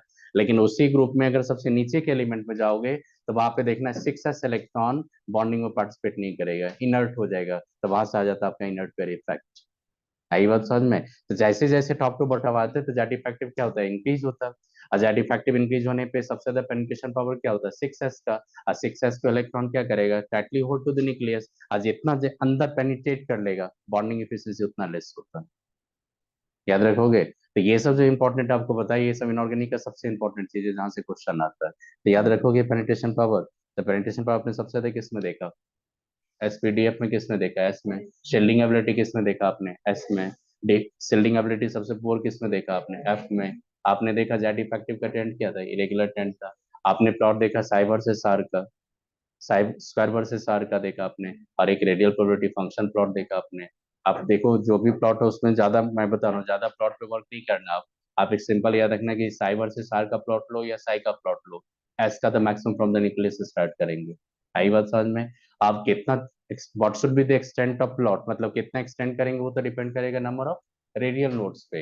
अगर रेडियल नोड्स अगर 1 होगा 2 होगा तो उसी के अकॉर्डिंग आप कट करते चले जाओगे। आपको प्लॉट दे देगा, अब बोले इसमें नंबर ऑफ रेडियल नोड्स बताओ क्या होगा, तो आप क्या करना, वो जीरो से उस प्लॉट को स्ट्रेट लाइन ड्रॉ कर लेना। लास्ट पॉइंट को फर्स्ट पॉइंट को छोड़ देना, उसके बीच में जो भी टच करेगा वो क्या होगा, आपका नंबर ऑफ रेडियल नोड्स। आई बात समझ में? कर लेंगे। और एक लिखना है यहाँ पे, लिख लो एक लास्ट यहाँ पे, अपस्थि बनाओगे ना, लिखो फॉर ए गिवन एन। अपस्थि बनाना है फॉर ए गिवन एन, लिखो।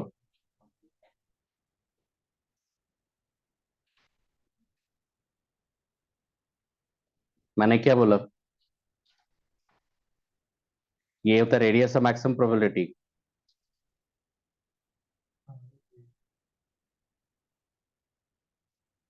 ये भी क्वेश्चन मिलेगा आपको।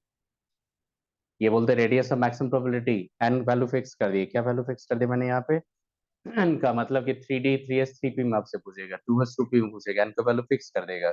रेडियस ऑफ मैक्सिमम प्रोबेबिलिटी जैसे एल का वैल्यू लेस होगा तब आर मैक्स वैल्यू हाई होगा, लेंगे। तो आर मैक्स का वैल्यू जब जाएंगे तो आर मैक्स का वैल्यू आप जाएंगे 3s से ज्यादा किस में होगा, 3p में। 3s का ज्यादा होगा 3p से, और 3p का ज्यादा होगा 3d से। करेंगे। और आर मैक्स से ये मत सोचना कि 3s इलेक्ट्रॉन का आर मैक्स ज्यादा होगा तो इसका मतलब उसका probability find electron close to the nucleus less होना चाहिए, नहीं। बहुत सारा प्लॉट्स होता है ना उस पे, ओवरऑल वहां पे देखा जाता है प्रोबेबिलिटी, लेकिन आर मैक्स को मैं एक पॉइंट को बोल रहा हूँ जो सबसे क्लोज टू द न्यूक्लियस किसका है, आपका 3D का। आर मैक्स 3D का, इसका मतलब 3D electron close to the nucleus नहीं है। इलेक्ट्रॉन तो स्प्रेड है, वेव है ना, तो इलेक्ट्रॉन तो वेव के फॉर्म में स्प्रेडेड है। आर मैक्स का वैल्यू मैंने उसको क्लोज टू द न्यूक्लियस बोला, लेकिन ओवरऑल इलेक्ट्रॉन 3s का ही क्लोज टू द न्यूक्लियस है। आई बात समझ में? क्योंकि आर मैक्स का मतलब एक पॉइंट को बोल रहा हूँ, अब वो पॉइंट के रिस्पेक्ट में तो 100% इलेक्ट्रॉन नहीं है, उस पॉइंट के बिहाइंड भी इलेक्ट्रॉन है, उसके पॉइंट के बियॉन्ड भी इलेक्ट्रॉन्स है, तो ओवरऑल इलेक्ट्रॉन का ग्रोथ देखा जाएगा तो 3s सबसे क्लोज होता है। आई बात समझ में? लेकिन आर मैक्स का रिलेशन एल से आपका रेसिप्रोकल होता है। कर लोगे तो ये भी क्वेश्चन आपको मिलेगा। कर लिए, यही था आपका केमिकल बॉन्ड, ये आपका स्ट्रक्चर ऑफ एटम। कर लेंगे। एक लास्ट पॉइंट लिखो, मैग्नेटिक प्रॉपर्टीज। पूछता है क्वेश्चन, पूछता है मैग्नेटिक प्रॉपर्टी से, लिखो। देखो लास्ट मैग्नेटिक प्रॉपर्टीज लिख लो।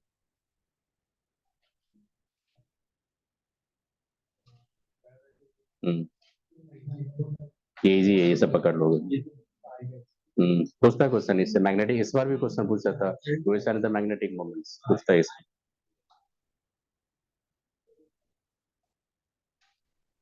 डायमैग्नेटिक और एक होता है पैरामैग्नेटिक।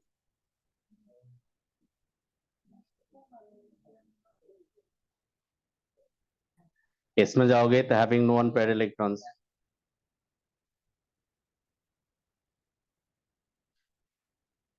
अगर एक भी अनपेयर इलेक्ट्रॉन्स नहीं होगा तो उसको क्या बोलेंगे? आपने देखा था इलेक्ट्रॉन एक टाइनी मैग्नेट की तरह वर्क करता है, सारा का सारा इलेक्ट्रॉन अगर स्पिन पेयर होगा तो नेट मैग्नेटिक मोमेंट्स क्या हो जाएगा, जीरो। तो नेट मैग्नेटिक मोमेंट्स इसका क्या होगा, स्पिन मैग्नेटिक मोमेंट्स, क्या बोलते हैं हम लोग, स्पिन ओनली। एक होता है ऑर्बिटल मैग्नेटिक मोमेंट, एक होता है स्पिन एंगुलर मोमेंटम ना। एक होता है ऑर्बिटल एंगुलर मोमेंटम, एक क्या होता है स्पिन एंगुलर मोमेंटम। तो हम लोग यहाँ पे सिर्फ स्पिन मैग्नेटिक मोमेंट देखेंगे। इलेक्ट्रॉन में क्या होता है रोटेशन होता है, रोटेशन से उसमें आता है एंगुलर मोमेंटम, हम लोग क्या देखते हैं यहाँ पे स्पिन एंगुलर मोमेंटम। तो वो वैल्यू क्या होगा यहाँ पे 0। और जो आपका डायमैग्नेटिक होता है वीकली रिपेल्ड होता है मैग्नेटिक फील्ड में, उससे magnetic line of force cross नहीं करता, आपने पढ़ा होगा। तो जैसे एग्जांपल लेंगे यहाँ पे देखो कि जैसे हम लोग जेड एन लेंगे, जेड एन में क्या होता है आर्गन होता है, 3D क्या होता है 10, अब 4s क्या होता है आपका 2। देखो कंप्लीटली फिल सब सेल है ये सब। एन इक्वल टू क्या होगा इसमें 0, मतलब नो अनपेयर्ड इलेक्ट्रॉन्स। फिर आप देखेंगे जैसे क्रोमियम लेंगे या आप ऐसा ये 3D लिए, और इसके बाद कॉपर लेंगे, कॉपर +1 लेंगे, तो कॉपर होता है 3D10, कॉपर +1 क्या होता है 3D10, कॉपर क्या होता है 3D10 4s1। तो 3D10 4s1 में तो एक अनपेयर्ड इलेक्ट्रॉन्स होगा, तो वो होगा आपका पैरामैग्नेटिक। लेकिन आपने +1 कर दिया, इसका मतलब आप 4s इलेक्ट्रॉन रिमूव करोगे तो बचा क्या 3D10। और 3D10 में देखो सबका सब इलेक्ट्रॉन क्या होगा आपका स्पिन पेयर्ड है, और स्पिन पेयर्ड है तो नेट मैग्नेटिक मोमेंट्स क्या हो जाएगा आपका 0 आ जाएगा। तो इसको क्या बोलते हैं डायमैग्नेटिक या पैरामैग्नेटिक, डायमैग्नेटिक। फिर देखेंगे पैरामैग्नेटिक में क्या होता है,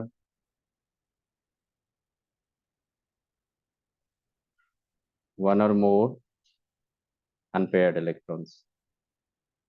अगर अनपेयर्ड इलेक्ट्रॉन्स होगा तो किस में रखेंगे पैरामैग्नेटिज्म में। एक आपने दे फेरोमैग्नेटिक भी होता है, उसमें अपने डोमेन में पढ़ा होगा इलेक्ट्रॉन्स, ये आपने अलाइनमेंट्स देखना होगा सारा डोमेन का, अगर एक ही तरह का अलाइनमेंट्स होता है उसको क्या बोलते हैं हम लोग फेरी मैग्नेटिक, जो सबसे स्ट्रांगली मैग्नेटाइज होता है, परमानेंट मैग्नेटाइज करते हैं हम लोग।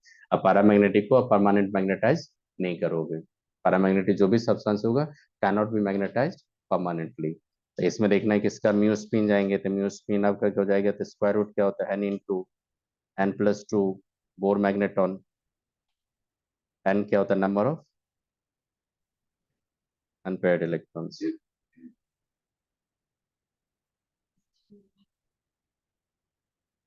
आप खुद से सोचो यहाँ पे म्यू स्पिन क्या हो जाएगा इसका नॉन जीरो। आपको बोलेगा सबसे ज्यादा मैग्नेटिक मोमेंट किसका होगा, तो जिसमें सबसे ज्यादा अनपेयर्ड इलेक्ट्रॉन्स होगा। अब कभी कभी क्या होगा किसी का कैटायंस या एनायन का आपको मैग्नेटिक मोमेंट देके पूछेगा उसका ग्राउंड स्टेट का इलेक्ट्रॉनिक कन्फिग्रेशन बताओ क्या होगा, तो आपको number of unpaired electron find करके देखना है आपको। जैसे देखो यहाँ पे एक एग्जाम्पल लेते हैं हम लोग, बताइए मैग्नीज लेंगे तो क्या होगा आर्गन होगा 3d5 और 4s2, 4s में तो इलेक्ट्रॉन स्पिन पेयर्ड है, आर्गन तक में जो भी इलेक्ट्रॉन होगा सबका सब स्पिन पेयर्ड है। तो इलेक्ट्रॉन एक्चुअली कहाँ पे अनपेयर्ड मिलेगा आपको 3D में, 3D में कितना अनपेयर्ड इलेक्ट्रॉन्स होगा देखो 1 2 3 4 5, एन इक्वल टू कितना लिया आपने 5, वह तो स्पिन मैग्नेटिक मोमेंट्स क्या हो जाएगा 5 × 5 + 2 इक्वल टू कितना √35 बोर मैग्नेटॉन, ये अप्रोक्सीमेटली 5.96 या 98 के करीब आ जाएगा आपका। ऑप्शन अगर देखोगे 5.96 या 98 तो ऑप्शन ही टिक कर लोगे आप। सिमिलरली देखो यहाँ पे जैसे हम लोग लेते हैं आयरन, ये क्या होता है आर्गन होता है 3D क्या होता है 6 4s2, इसमें अनपेयर्ड इलेक्ट्रॉन कितना होगा 4, चेक कर लो 3D में कितना अनपेयर्ड इलेक्ट्रॉन है। डी में देखेंगे हम लोग क्योंकि ऐसा आपका कंप्लीटली फिल्ड है, देखो कितना अनपेयर्ड इलेक्ट्रॉन हो गया 4। अगर इसी में अगर मान लो Fe3+ लेंगे तो पहले इलेक्ट्रॉन रिमूव करेंगे हम लोग 4s से, और 4s से इलेक्ट्रॉन रिमूव करने के बाद किस में करेंगे 3D में। तो आपने कितना इलेक्ट्रॉन रिमूव करना है यहाँ पे 3, तो 2 इलेक्ट्रॉन पहले 4s से रिमूव करो, एक इलेक्ट्रॉन अब 3D से रिमूव करो, तो ये होगा 3D5। 3D5 होगा तो इसमें अनपेयर्ड इलेक्ट्रॉन कितना हो जाएगा आपका 5 अनपेयर्ड इलेक्ट्रॉन्स होगा। तब बताइए n इक्वल टू कितना हो जाएगा इसमें 5। अब बताइए Fe और Fe3+ में अगर मैग्नेटिक मोमेंट्स की बात करोगे तो किसका मैग्नेटिक मोमेंट ज्यादा होगा Fe3+ का, क्योंकि अनपेयर्ड इलेक्ट्रॉन कितना है यहाँ पे 5, कर लेंगे। तो कहीं भी एलिमेंट में देखिए अगर स्पिन मैग्नेटिक मोमेंट्स का अगर इंक्रीजिंग ऑर्डर पूछेगा या किसमें मैक्सिमम किसमें मिनिमम होगा ये पूछेगा तो नहीं कर लोगे। अब इसी में जाओगे तो कोऑर्डिनेशन केमिस्ट्री में जाएंगे तो आपने स्ट्रेंथ ऑफ लिगेंड्स पढ़ा होगा, और उस पे इलेक्ट्रॉन का क्या होता है स्पिन पेयर होता है। तो कॉम्प्लेक्स का मैग्नेटिक मोमेंट फाइंड करते हैं हम लोग under the influence of ligands, वो अलग चीज है। अभी फ्री मेटल आयन अगर दे देगा आपको Cr3+ देगा, या क्रोमियम दे देगा, वेनाडियम 2+ दे देगा, टाइटेनियम 4+ दे देगा, और उसमें अगर मैग्नेटिक मोमेंट्स अगर पूछेगा तो नहीं पकड़ लोगे आप। आई बात समझ में। और किसी भी डी ब्लॉक का कोई भी मेटल का अगर कैटायंस का फॉर्मेशन करोगे तो इलेक्ट्रॉन हमेशा रिमूव करना पहले 4s से, एस में इलेक्ट्रॉन रिमूव करने के बाद हम लोग डी में इलेक्ट्रॉन रिमूव करते हैं, कर लेंगे। तो यही था आपका मैग्नेटिक मोमेंट्स, पकड़ लेंगे। और यहाँ पे आपने क्या लिया, स्पिन मैग्नेटिक मोमेंट्स क्या लिया, स्पिन। इसके बाद क्या होता है, एक और वाइटल मैग्नेटिक मोमेंट्स होता है जो आपको नहीं पकड़ना है, आपको क्या पकड़ना है, स्पिन मैग्नेटिक मोमेंट्स, कर लेंगे।